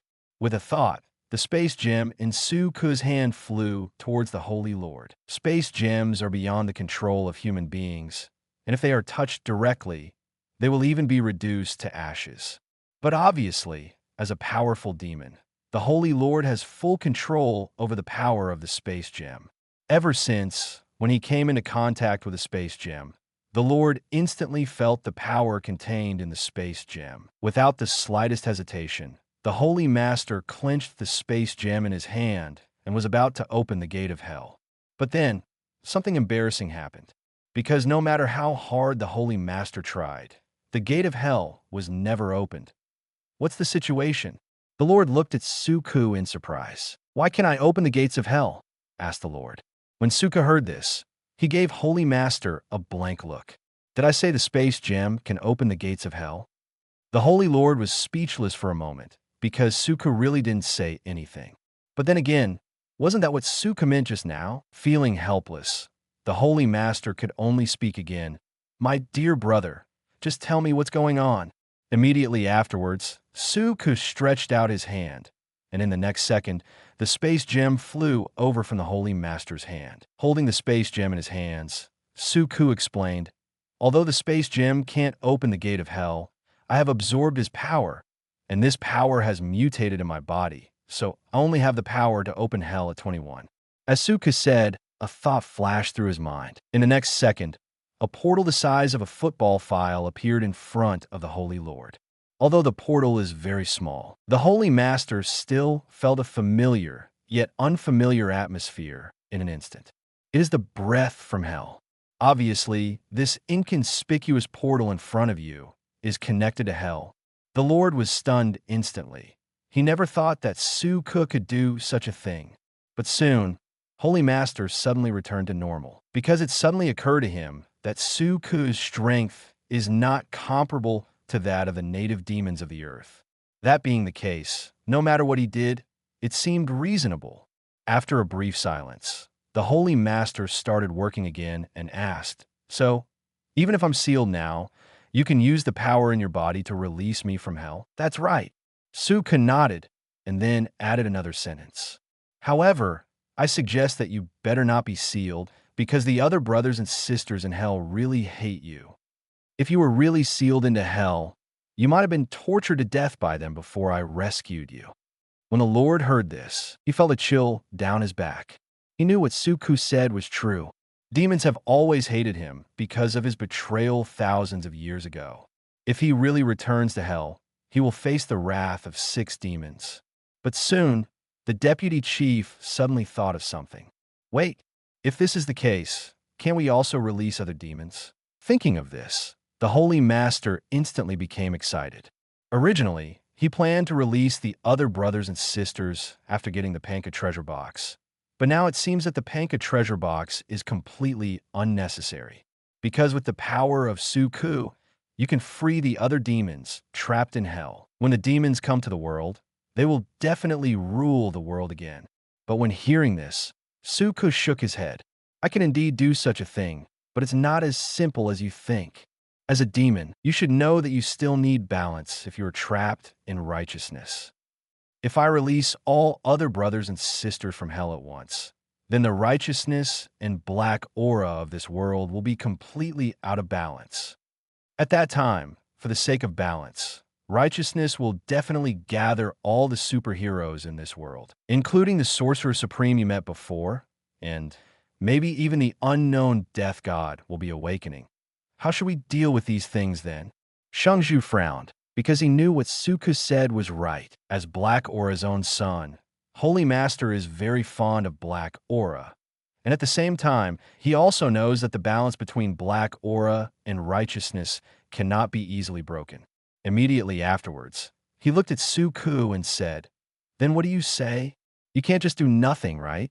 "Definitely not." Suku shook his head and said, "Although we can't release all the demons, it is still possible to release one demon. But the demon released must be obedient. Otherwise, if a disobedient demon is released, it will only bring us trouble."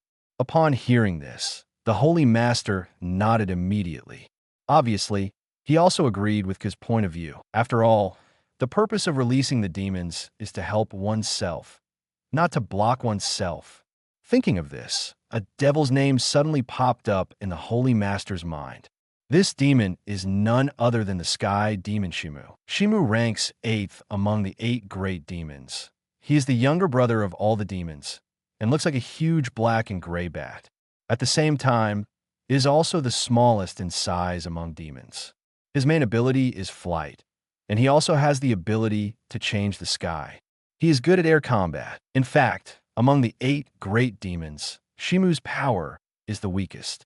But having said that, although Shimu is weaker in terms of strength, his IQ is very high. He is insidious and good at disguising, has an extremely cunning personality, is good at calculating others, and does whatever it takes to achieve his goals. In the original plot of the Adventures of Chunlong, Shimu turned into a human boy in order to get his tail that was broken off by his father. He also took a fake name, Sam, to get close to Xiaoyu, and successfully got his own tail. Definitely the most important thing is that Shimu is different from other demons.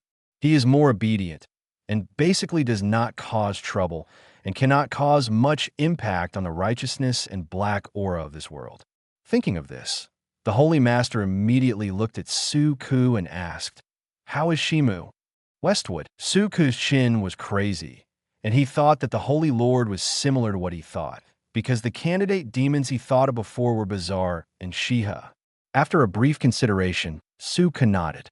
"Shimu is fine, but I think it is still necessary to inform the other demons about this matter." What? When the Holy Master heard this, he immediately felt a headache, because he knew that if Suku really did this, there would be no peace in hell. After all demons want to escape from hell, and if other demons know that it is Shimu who is going to be released, they will definitely not do it.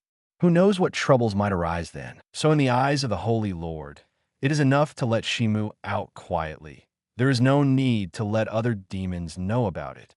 But obviously, Suku doesn't think so. Hence, Suku immediately said with a sneer, "Holy Lord, I know what you're thinking, but it's completely unnecessary, because if they dare to disobey my will, then I can guarantee that they will stay in the hell forever." Suku is not kidding. He can totally do such a thing. When the Holy Master heard this, he could only laugh a few times in embarrassment. No way. Who makes Suku the only demon who can save other demons now? The demons in hell have no choice but to agree to Suku. If Suku is really angered, then they can only be sealed in hell forever. Then let's go to hell now. At this moment, Suku's voice suddenly sounded again. As soon as he finished speaking, the previous portal that was only the size of a football file suddenly became larger. In an instant, it rose to a height of 7 or 8 meters, just enough to accommodate the Holy Master to pass. The Holy Master is numb. This Nima really wants to go to hell? He doesn't want to go, so the Holy Master hurriedly said, "Wait, my dear brother, I think we still need to discuss." But before he finished speaking, Suku walked over. The Lord was speechless for a moment. Looking at the portal in front of him and feeling the breath from hell, the Holy Master really has some hesitation at this moment, because he was worried that after he stepped over, he would never be able to get out again. But in the end, the Lord decided to believe in Suku. He gritted his teeth and then walked in. Immediately afterwards, the portal disappeared instantly, as if it had never existed. As soon as he came to hell, the Lord saw Suku appearing not far away. Looking at everything around him, the Holy Master also looked at it. But to be honest, there is really nothing to see, because the Holy Master hates this place so much. If it wasn't for Suku's strength, he would never have come to hell on his own initiative. And the moment they came to hell, the demons in hell also sensed their presence. Damn, Holy Master. Curse Lawn, you two bastards are finally back. Accompanied by a burst of angry roars, a green monster like a mountain suddenly flew over on a huge amount of stone. This monster is none other than the demon of the Big Sister Mountain among the 8 demons, Bagong. Because of the huge amounts of body size, every time Bogang moves, it will cause a lot of noise in hell. Holy Master, you damn guy, you still have the face to come back. Immediately afterwards, a burst of lightning flashed. Thunder Demon, Sino-Soviet debut. When looking at the Holy Master, Zhongsu's eyes instantly burst into raging anger, wishing to electrocute the Holy Master to death. Holy Lord! The next second, there was another roar, and the ground under his feet began to vibrate. A huge amount of monster emerged from the ground. It is the devil of the earth, Dikue. Not much at this time, Water Demon, Basha, Wind Demon, Safong, Sky Demon, Shimu all appear. After thousands of years, the 8 great demons finally got together again. But at the moment, the other 6 demons all bit the Holy Master fiercely. If it weren't for Suku, they would have gone up to teach the Holy Lord a long time ago. Seeing the 6 demons cast angry gazes at him, the Holy Master was instantly nervous. But immediately afterwards, he still bit the bullet and greeted the demons. "Hello, dear brothers and sisters, long time no see," the Holy Master said with some embarrassment. However, as soon as these words were uttered, Bogang instantly fell in love. "Holy Lord, you betrayed us. You are not worthy to be our brother. You bloody BD." Bogang roared angrily. Then he raised a huge amount of stone and threw it directly at the Holy Lord. But in the next second, the stone was fixed in the air by Suku. "Julan, what do you mean? Why did you protect the Holy Lord? And why did you leave hell before?" Seeing Suku make a move, Bogang immediately turned his finger on Suku again. However, compared to his attitude towards the Holy Master, Bogang's attitude at the moment has eased a lot. Obviously, Bogang also knows that Suku cannot be offended. 62 at the same time, the Holy Master on the side was also moved, because the Holy Master never expected that Suku would stand up and help him at such a time. Thinking about it this way, I was only concerned about ruling mankind and didn't save my brothers and sisters in hell. It really shouldn't be. However, when the Holy Lord was half moved, Suku suddenly flew aside. Immediately afterwards, he opened his mouth and said, "Don't get me wrong, I didn't protect the Holy Lord. I just didn't want to be implicated by him. Now you can do whatever you want." When the Lord heard this, he immediately became rich. He looked at Suku in disbelief, as if he didn't understand why Suku treated him like this. In the next second, he heard Suku say again, "Holy Lord, their hatred for you is too strong. Just let them show you some. Anyway, you won't die. Just go and remember." When the Holy Lord heard this, he felt a burst of sadness in his heart. He wanted to say something, but the other demons didn't give him the chance. In an instant, huge boulders like mountains and rivers smashed towards him. The Holy Master instinctively wanted to avoid it, but at this moment, he had already been imprisoned by other demons using magic, and he could not escape at all. Ever since, the Holy Master was directly smashed into the depths of the ground by the boulder. This magical blow almost knocked the Holy Master out of breath.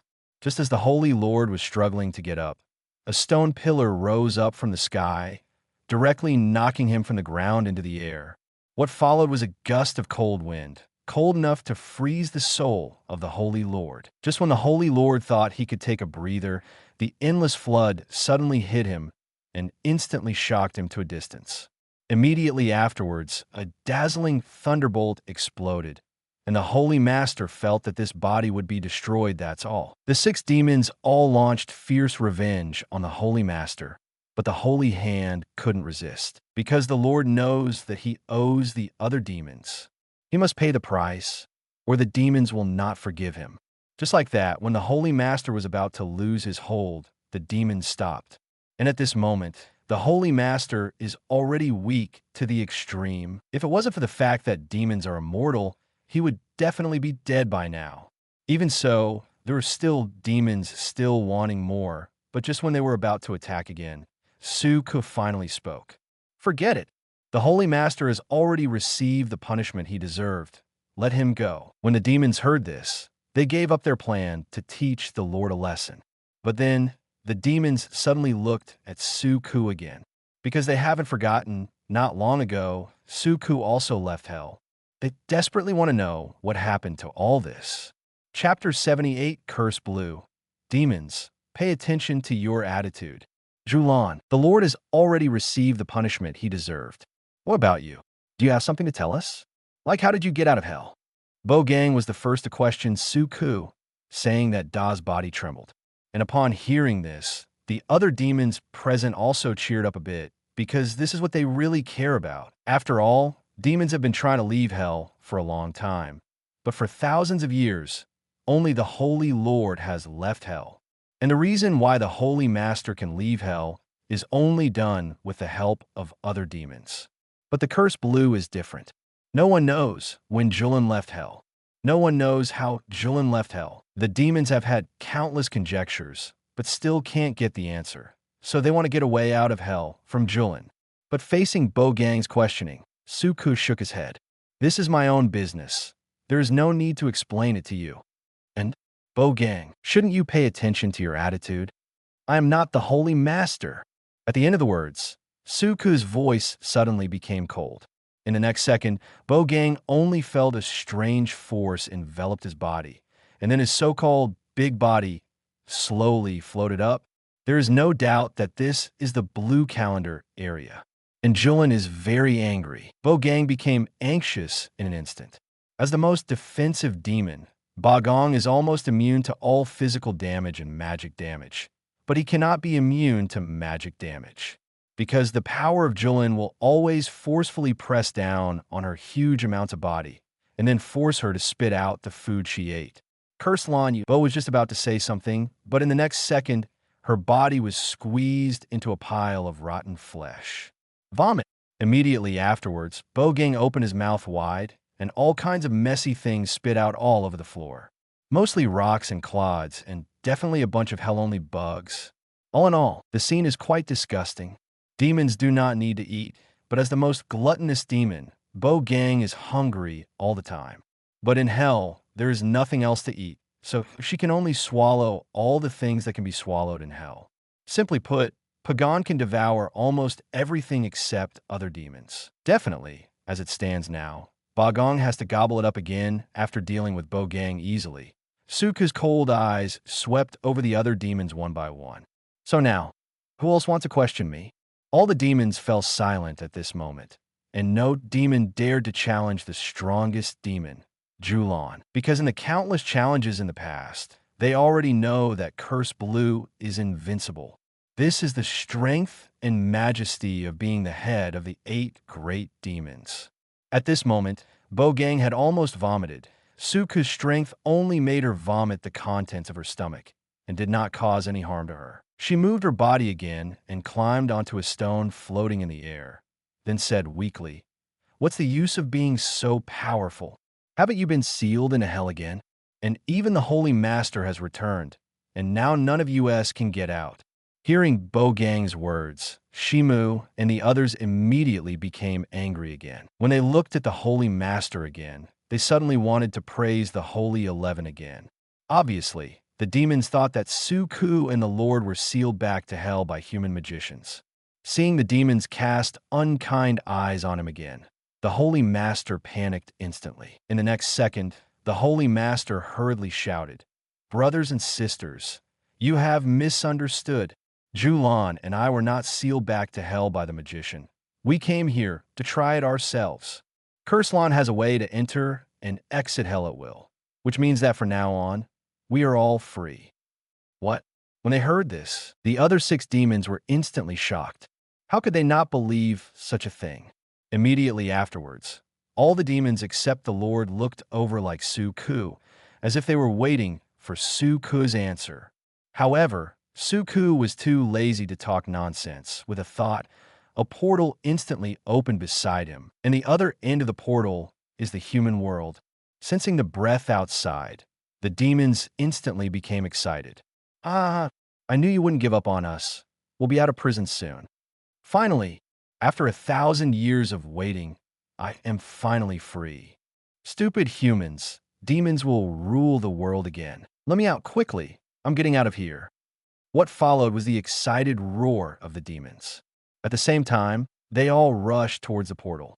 But at this moment, Suku stood in front of the portal and looked coldly at the demons in front of him.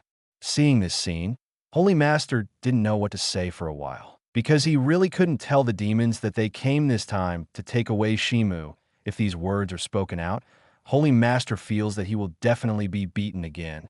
Ever since, the Holy Master could only ask for help as if he was a gram. Although a little helpless, Suku still said, "Don't be too happy, although I've already mastered the method to enter and exit hell at will. But because of some special reasons, I can't release you all into the human world at the same time. I can only release one demon this time." When the demons heard this, they immediately fell silent. Immediately afterwards, Bogang couldn't help but said, "As the big sister among the demons, I asked to be the first to go out." "Why?" Zhongsu couldn't help but said, "Is it because you are big? I'm not convinced. I'm fed up with hell. I'm getting out." Dikuei raised huge amounts of fist angrily and roared, "Brothers, I think we could discuss this matter." The good old man Xiao Feng came out to smooth things over. Although Xiao Feng really wanted to leave hell, he knew that he probably had no chance this time, so he didn't bother to grab it. As for Bazaar and Shimu, their thinking at the moment is similar to that of Safong. They knew that they couldn't compete with the other 3 demons, so they didn't join in the fun. And they knew in their hearts that Julin would release them eventually. It was only a matter of time. They have been waiting for thousands of years, and they don't care about waiting for a few more years. But at this moment, Suku suddenly ignored Bogang, Zhongsu, and Dikuei in front of him, but looked at Shimu beside him. "Shimu, I decided to let you out first." "What?" As soon as Suku said this, Shimu's eyes lit up instantly. Immediately afterwards, he flapped huge amounts of wings and came in front of Suku. Then he asked in disbelief, "My brother, are you serious?" "Definitely." Suku nodded. According to Suku in Shangju, the most suitable demon to leave hell at present is Shimu. "I disagree." Suddenly at this moment, Bogang's voice suddenly sounded. In the next second, Suku saw Bogang moving his huge body and rushing towards him with anger on his face. But Suku didn't bother to talk to Bogang at all, but quietly looked at the other demons and said, "I chose Shimu after considering many factors, and don't get me wrong, I'm not discussing with you again, I'm just letting you know. And the next time, I will release other brothers and sisters one by one. But if any demon dares defy my will, then I may consider never releasing her." As soon as Bo heard this, he stopped abruptly, and his body couldn't help shaking with anger. But she has nothing to do, because she knows that Suku is not joking. After all, their freedom is completely in Suku's hands now. "Kurslan, remember what you said. Let me out," Bo Gang said angrily. In the end, Bo Gang could only choose to compromise, and then turned and left angrily. The other demons looked at each other and couldn't say anything for a while. After all, Julian promised to let them out in the future, so why should they fight with Shimu? "We believe in you, my brother. We will always wait for you." After saying this, the other demons also left one after another. For a while, only Suku, Shangju, and Shida were left here, and Shimu still looked unbelievable at the moment. Obviously, he didn't think he could get out of hell so soon. "Let's go, let's talk about something." As Suku said, he walked into the portal first, and then the Holy Hand couldn't wait to walk in. Shimu looked back at the empty hell and finally followed. When passing through the portal, they reappeared in the basement where the Holy Master was before in an instant. And at the moment, there's a group of people waiting for them in the basement, and they're Wallon's group. When they saw Suku and Holy Lord coming out of a portal, although Wallon and the others were a little surprised, they quickly reacted. "Respected Lord Demon, respected Holy Master." But just halfway through the conversation, a monster that looked like a giant bat suddenly came out of the portal. For a moment, Wallon didn't know what to say. He was totally intimidated. "Wallon, this is our youngest brother, Sky Demon, Shimu." "Shimu, this is Valen and his little brothers. They're the Lord's partners in the human world." In order not to cause unnecessary trouble, Suka casually made an introduction for both parties. "Brother, Devil's brother?" Wallon reacted in an instant, and hurriedly led Leisu and others to look at Shimu. "Dear Lord Devil, welcome to this world." When Shimu heard this, he was a little happy for a while, and threw a handful of gems to the doctor. "Take it and reward you." Gemstones of different colors were scattered all over the ground, which made Wallon and the others' eyes shine. "Thank you, Lord Demon. Thank you, Lord Demon." Wallon and the others yelled while picking up the gems on the ground. When seeing this scene, Suka knew that her choice was right. Shimu is really a very smart guy. He just came out of hell and already knew how to buy people's hearts. The Lord stood aside, somewhat unable to understand Shimu's behavior. Because in his opinion, Valen and the others should do things for themselves, and they should not be given any rewards at all. Definitely, although I can't understand it. But the Lord didn't stop Valen. "If you have nothing to do, go down first. My two brothers and I have something to talk about." The Holy Lord waved his hand and said. Hearing this, Valen regained some energy in an instant.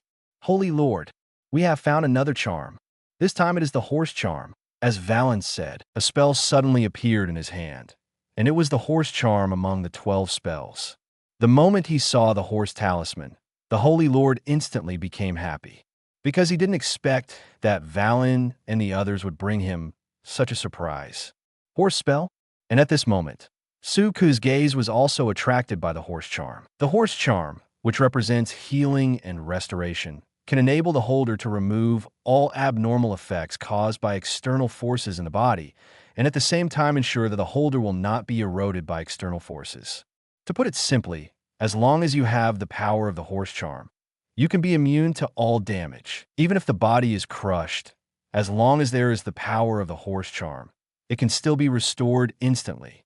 Suku doesn't need this kind of power, because basically no one can hurt him, but when he looked at Shimu, Suku suddenly thought of something that's about Westwood's tale. You must know that in the original plot of Jackie Chan's adventures, Shimu met his father and the others as soon as he was released from prison, and then his tail was cut off. This is enough to prove that Shimu's physical fitness is too poor. But if Shimu had the power of the horse charm, wouldn't he become stronger? After all, the horse charm represents healing and restoration. Even if his tail is broken, it will grow back in an instant. Thinking of this, Suku suddenly had an idea in his heart. Immediately afterwards, just as Valen was about to hand over the horse talisman to the Lord, the horse talisman suddenly flew up and fell into Suku's hand. "My dear brother, what are you doing?" The Holy Master asked, a little puzzled. It's nothing. I just want to feel your strength, Suka said with a smile. In the next second, he hurriedly said in his heart, System, I want to copy and absorb the power of the horse charm. Almost instantly, the power of the horse spell appeared on Su-Kedi. Suka then threw the horse charm to the Lord again. Although he was a bit puzzled, the Holy Master didn't care the moment he got the talisman. With the horse talisman really entering his body, the Holy Master regained part of his power at this moment. Sensing the power in his body, Holy Master couldn't help but burst out laughing. He thinks he's going to get all the spells soon. After laughing, the Holy Master looked at Valen with a look of relief. Varon, you did a good job this time. I am very satisfied, said the Holy Lord. Thank you, Lord. It is our honor to serve you. But look, as Valen spoke, he stopped talking a little bit. The Lord instantly understood what Valen meant. He didn't intend to pay attention to Valen, but when he thought of Shimu's behavior just now, he finally waved towards the dark corner. In the next second, a shadow ninja walked out of the darkness, holding a box in his hand. The box was opened in front of Walong, and there was a box full of gold, silver, and jewelry. Although the Holy Lord's power has not been recovered, and he cannot open the Golden Rooster King's treasure. But as a monarch who once ruled the world, the Holy Lord's treasures are not only the Golden Rooster King's treasure. Looking at the treasure in front of him, Valen's saliva is about to flow out. Take your stuff and get out, the Holy Master said impatiently. However, facing the Holy Lord's scolding, Walong did not get angry in the slightest. Thank you, Holy Master. Then, Lord Demons, we will leave first. Please tell us if you have anything to do. After Walong finished speaking with a smile on his face, he left the basement, this time with the box in his arms. As the man who likes making money the most in the adventures of Jackie Chan, everything for Walong is for money. As long as there is money, Walloon is willing to be king of anything. After Walong leaves, only Su-Ku, Shangju, and Shimu are left here. His eyes swept across the faces of Su-Ku and Shangju, and Shimu immediately said, Tell me, why on earth did you release me? As a clever demon, she didn't know that, and Shindu would not choose to release himself for no reason. What is their purpose? And he wanted to know what the purpose was. Chapter 79 Shimu. Watch out for your tail. I have to say, this guy Shimu is simply too smart. If it were any other demon, the first time he came out of hell would be to experience the rare freedom, or go to the human world to do some damage. But Shimu asked this question, which is enough to prove that Shimu's IQ is much higher than other demons. But Su-Ku was too lazy to answer this question, but looked at the Holy Master. Because at the end of the day, cooperating with Ebony Maw to invade the Earth is the work of the Lord, and Suka has no interest in participating. The Holy Master on the side was a little silent at first, but then he spoke. Let's put it simply, Shimu, I want to start a war in this world. So I need your help. Really? There is indeed a purpose in being set free. Shimu was not too surprised when he heard this. After all, for demons, ruling the world is what they always want to do. But then, Shimu suddenly thought of something and then looked at Su-Ku at the side. I don't quite understand. You already have Julin's help. Why do you still need me? Shimu asked with some doubts. In Shimu's view, as long as there is the help of Julan, it is a breeze for the Holy Lord to rule the world. Don't need his help at all. When the Holy Master heard this, his face instantly ached. Xin said that if Mantra is willing to help me, what else can you do? Lao Tzu already ruled the whole world. But definitely, in front of Shimu, he dare not say that. So he can only say, Julan is not interested in ruling the world, so he doesn't plan to make a move. I can only find other people to cooperate. Definitely, and you. When we rule the world again, you can rule your own sky. The Lord began to draw big cakes for Shimu. Shimu rolled his eyes and then smiled slightly. Since this is the case, then I promise you, Holy Master. In this way, Shangju and Shimu reached a cooperation. Suka didn't speak from the beginning to the end, because in his opinion, what he said was useless, so he just let the Master to toss about it. Anyway, no matter what, the plot of the Avengers Alliance will happen. But for Su-Ku, regardless of whether the Lord's plan is successful or not, he will actually get what he wants. Because as long as this battlefield starts, he will get the chaos he wants. When the time comes, chaos will increase Black Aura's power, and he will become stronger too. That's enough. But it is obvious that the Lord has not considered so much at the moment. The Lord only wants to let Shimu add 750 to his plan. After hearing Shimu's answer, the Lord finally breathed a sigh of relief. Immediately afterwards, the Holy Master thought of something again, and then said to Shimu, "My dear brother, then you will live with me for the rest of the day. I welcome you very much." After hearing this, Shimu immediately looked at the surrounding environment. Immediately afterwards, he shook his head in disgust. "Holy Lord, I really don't like where you live. It's like a prison." What Shimu said was right. The place where the Lord lives now is the basement of a building. And the reason why I live here is because the Lord thinks this is the safest place. But for Shimu, this place is really too depressing. Because as a demon who just left hell, he desperately longs for freedom and doesn't want to stay in such a small space. The Lord was speechless for a moment, not knowing how to answer Shimu. And at this moment, Suka finally spoke. "Nishimu, if you don't mind, you can stay with me. I can guarantee that my place is much better than the Holy Master's place. But if you live with me, you must become human." Suku extended an invitation to Shimu. When Shimu heard this, his eyes lit up instantly. Then he nodded and said, "That's good. Curse Lon, I'll live with you." Obviously, compared to the Holy Lord who once betrayed the demons, Shimu still believes in Curse Blue, because as the boss of the demons, Julan has never deceived them. Besides, Jula now possesses the special ability to enter and leave hell at will. Being by Julan's side is obviously safer than being by the Holy Master's side. Even if he is accidentally sealed back to hell again, Julan will release him from hell immediately. With this idea in mind, Shimu naturally wanted to get closer to Suku. As for turning into a human, that is nothing to Shimu, because Shimu actually doesn't reject humans very much, which is much better than Holy Master. Seeing that Shimu actually planned to live with Suku, the Lord was speechless again. But soon, the Holy Master returned to normal.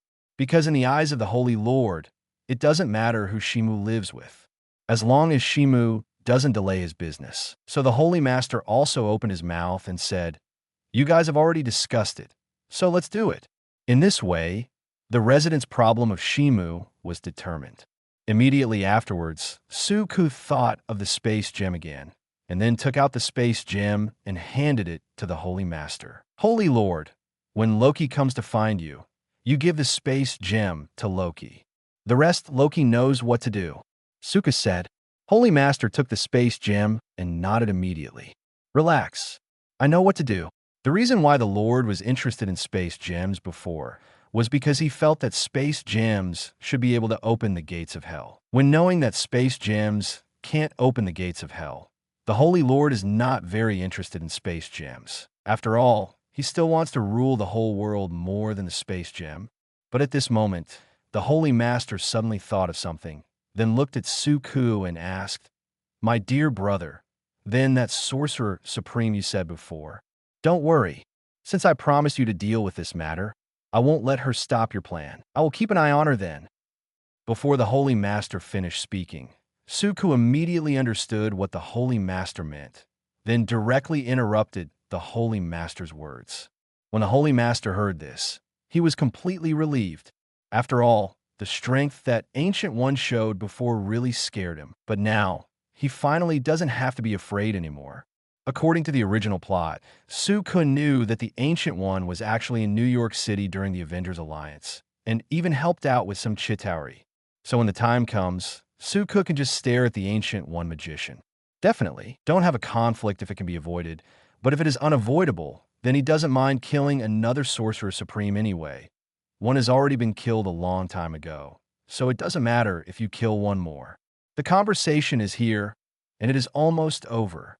Immediately afterwards, Suku opened a portal casually. It's just that the other end of the portal is not his villa, but an empty wilderness.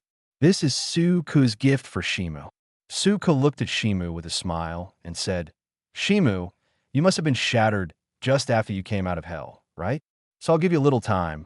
You can post as much as you want, but after sending some, you have to be obedient. Looking at the wilderness and blue sky on the other side of the portal, Shimu became excited instantly. No problem. After agreeing, he directly waved huge amounts of wings and rushed in. In the next second, he has already appeared in the sky. This place is located in the wilderness of the African continent, and there are no people in the surrounding area for hundreds of miles. So no matter how much Shishu fiddles, it will not attract anyone's attention. The Lord sighed from the side. He suddenly felt that Suku was really good at buying people's hearts, whether against demons or humans. Compared to Suku, I am really far behind. Then, Holy Master, please contact me if you have anything to do. At this moment, Suku spoke again. When the Holy Master looked over, he saw Suku also walked into the portal. Immediately afterwards, the portal disappeared instantly, as if it had never existed. At the same time, Bandit Continent, a dark gray demon, is flying in the sky. Returning to this world again, Shimu was really excited at the moment. He waved huge amounts of wings and kept flying in the sky. The speed continued to increase, already surpassing the speed of sound. With his current speed, even the most advanced fighter jets in the world can't catch up with him, and he could actually be faster. As a sky demon, Shimu's flight speed is the fastest among all demons. And Kafa, accompanied by his extremely fast flight, the entire sky suddenly became extremely dark, and bursts of thunder kept ringing, as if a catastrophe was about to usher in. This is the power of Sky Demon Nishiki. After tossing for a while, Shimu finally stopped beside Suku. But when Shimu fell, he instantly turned into a human child. Suku felt it was funny for a while, because Shimu's appearance was exactly the same as Sam in Chunlong's adventures. Can I become like this? Shimu asked. Can, Suku said with a smile. Immediately afterwards, Suku thought of something again, and saw that he stretched out his hand, and a ball of special energy appeared in his hand. Is this the power of the horse charm? Almost instantly, Shimu felt that this power came from the spell of the Holy Lord, and instantly looked at Suku with a look of surprise. He never imagined that Suku would have the power of the Holy Lord's 12 charms.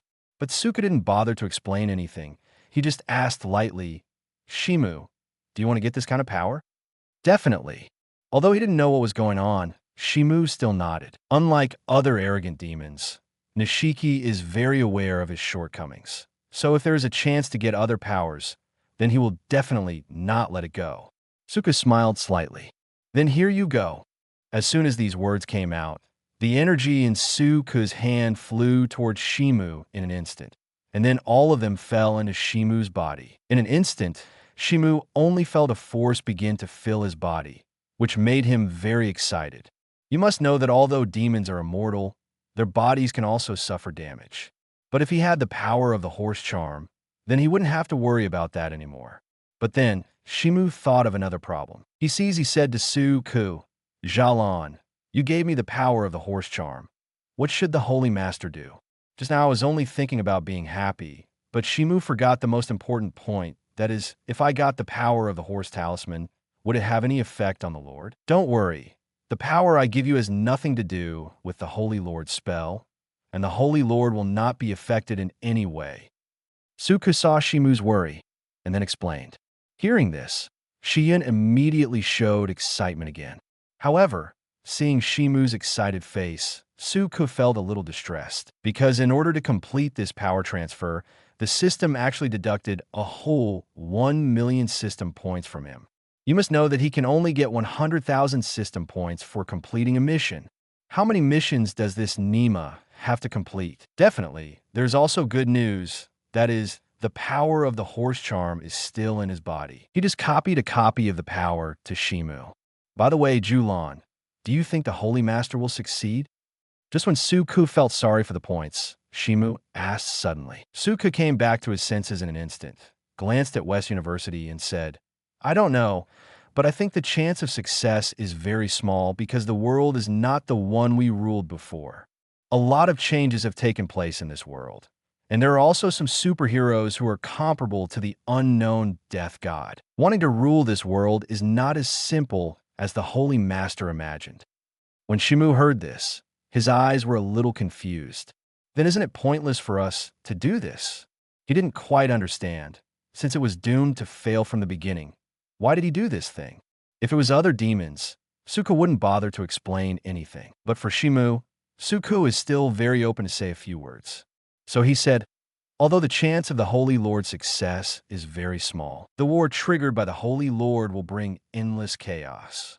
And chaos will increase the power of Black Aura.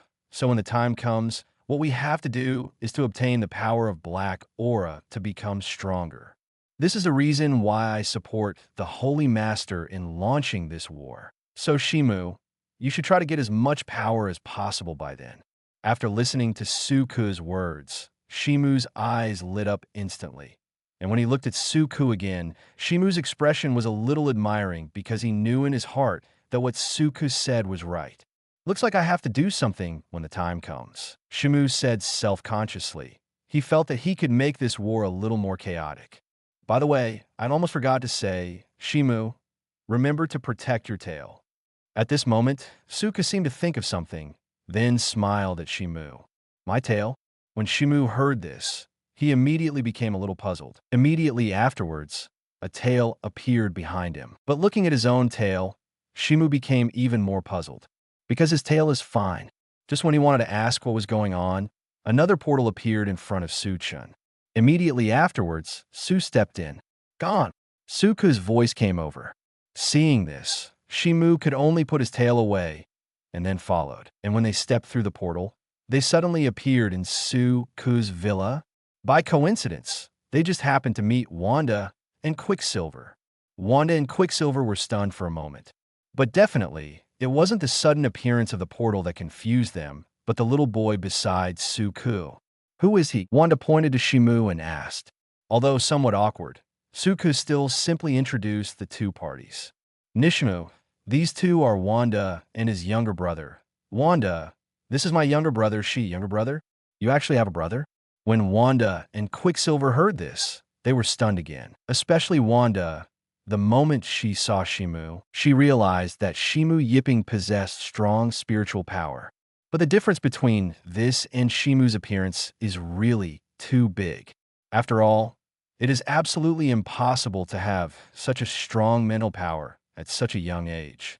Her intuition told her that Suku's younger brother is definitely not simple. Seeing this, Suku is also a little helpless because he knows that with Wanda's ability, he will soon realize that Shimu cannot be all a simple human child. Beep. Then, just as he was about to explain a little bit, a doorbell rang suddenly. I don't know who will come this time. Chapter 80 Tony. Do you want to know more about the spell armor? Just when Suku was thinking about who would come, Wanda suddenly spoke up. S.H.I.E.L.D. Director Nick Fury, for sure. Wanda said. Immediately afterwards, Quicksilver said helplessly, why is this guy here again? When Suko heard this, he became a little curious, because for what they said, it seemed that Nick had been here several times. Seemingly seeing the doubts in Suku's heart, Wanda immediately explained, Nick Fury came to see you 2 days ago, but you weren't there, so he left. He came every day after that, and sometimes several times a day. So, it is. Suka nodded thoughtfully, and in an instant, he knew why Nick came to him. Needless to say, it must be because of the Hydra agents that were massacred before and the destruction of the Hydra base with meteorites. Thinking like this, Su immediately opened his mouth and said, Wanda, take Shimu upstairs first, and leave it to me here. Upon hearing this, Wanda nodded immediately. But at this moment, Suka suddenly thought of something again, and then looked at Shimedeo. Nishi, don't cause trouble for me. No, Shimu said helplessly, then followed Wanda and Quicksilver up to the second floor. Immediately afterwards, Inzi walked towards the door. The moment the door opened, a bald head suddenly appeared in front of him. Who else is Nick Fury? And there is another person beside him. It is Iron Man Tony. Dr. Su, we finally meet. The moment he saw Suku, Nick greeted him with a smile. Hello, I'm Tony Stark. We've met before. Tony also said hello. After your previous treatment, Rogers has completely returned to normal, and now he has once again become the captain of the United States. Having said that, Nick's tone suddenly paused again. Actually, we came to you today for something else. Can we talk about it? Come in. Seeing that the attitude of these two guys was not bad, Inc. immediately let Nick and Tony into the house. After the two parties sat down, Nick asked straight to the point. Dr. Sue, were you kidnapped by a group of people claiming to be SHIELD agents? At the moment, Sue can pretend that he doesn't know anything. No matter what Nick says, he won't admit it. But as a proud demon, this is obviously not Suku's style. So, Suku nodded directly, and then added, if you are apologizing for this matter, then there is no need, because I have killed them all. When Tony and Nick heard this, they immediately became a little confused, because in their opinion, Suku probably won't admit to this matter. So they have already thought of a way to deal with it. They even specially copied some surveillance videos along the way, preparing to use these things as evidence when Suku refuses to admit it. Who would have guessed the result? Suku not only admitted that he was kidnapped, but he didn't admit that it was the agents who killed him. This was completely beyond their expectations. Definitely, Nick didn't care the slightest bit about those dead agents.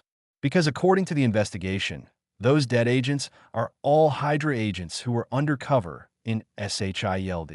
This shocked Nick because according to his knowledge, Hydra should have been wiped out by SHIELD decades ago. But the facts were right in front of him, and Nick couldn't help but not believe it. In order to thoroughly uncover the rest of the Hydra undercover agents hiding in SHIELD, Nick hid it, then began a big cleanup inside SHIELD.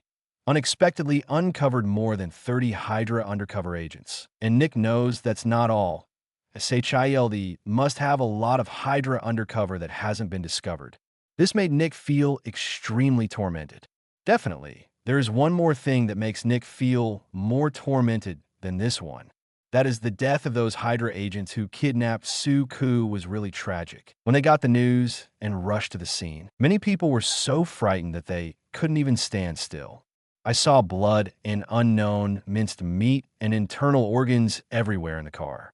There is even half a corpse hanging on the lamp by the side of the road, and there's a head in the sewer next to it. A total of 6 Hydra agents died, and it stands to reason that there should be 6 corpses, but they could barely make out 3 corpses. As for the other 3 corpses, the probability is that they turned into piles of minced meat in the car. Just when Nick was feeling overwhelmed by this matter, another big event suddenly happened. A meteorite inexplicably fell from space near New York City, and they have never detected this meteorite near the Earth before. How to say? It's as if this meteorite was suddenly summoned to Earth from space. When Nick rushed to the scene again, he found that this matter seemed to be far more complicated than he imagined, because under that meteorite, there is actually a Hydra experiment base. For Nick, this seems to be a good thing, but Nick can't be happy because this meteorite is so weird. At this moment, the previous investigation results came out, and a name also appeared in Nick's line of sight. It is Suku. Looking at the meteorite in front of him again, Nick suddenly had a bold idea in his heart, and then, here's what's happening now. But to be honest, because Suku answered too directly, Nick really couldn't accept it for a while.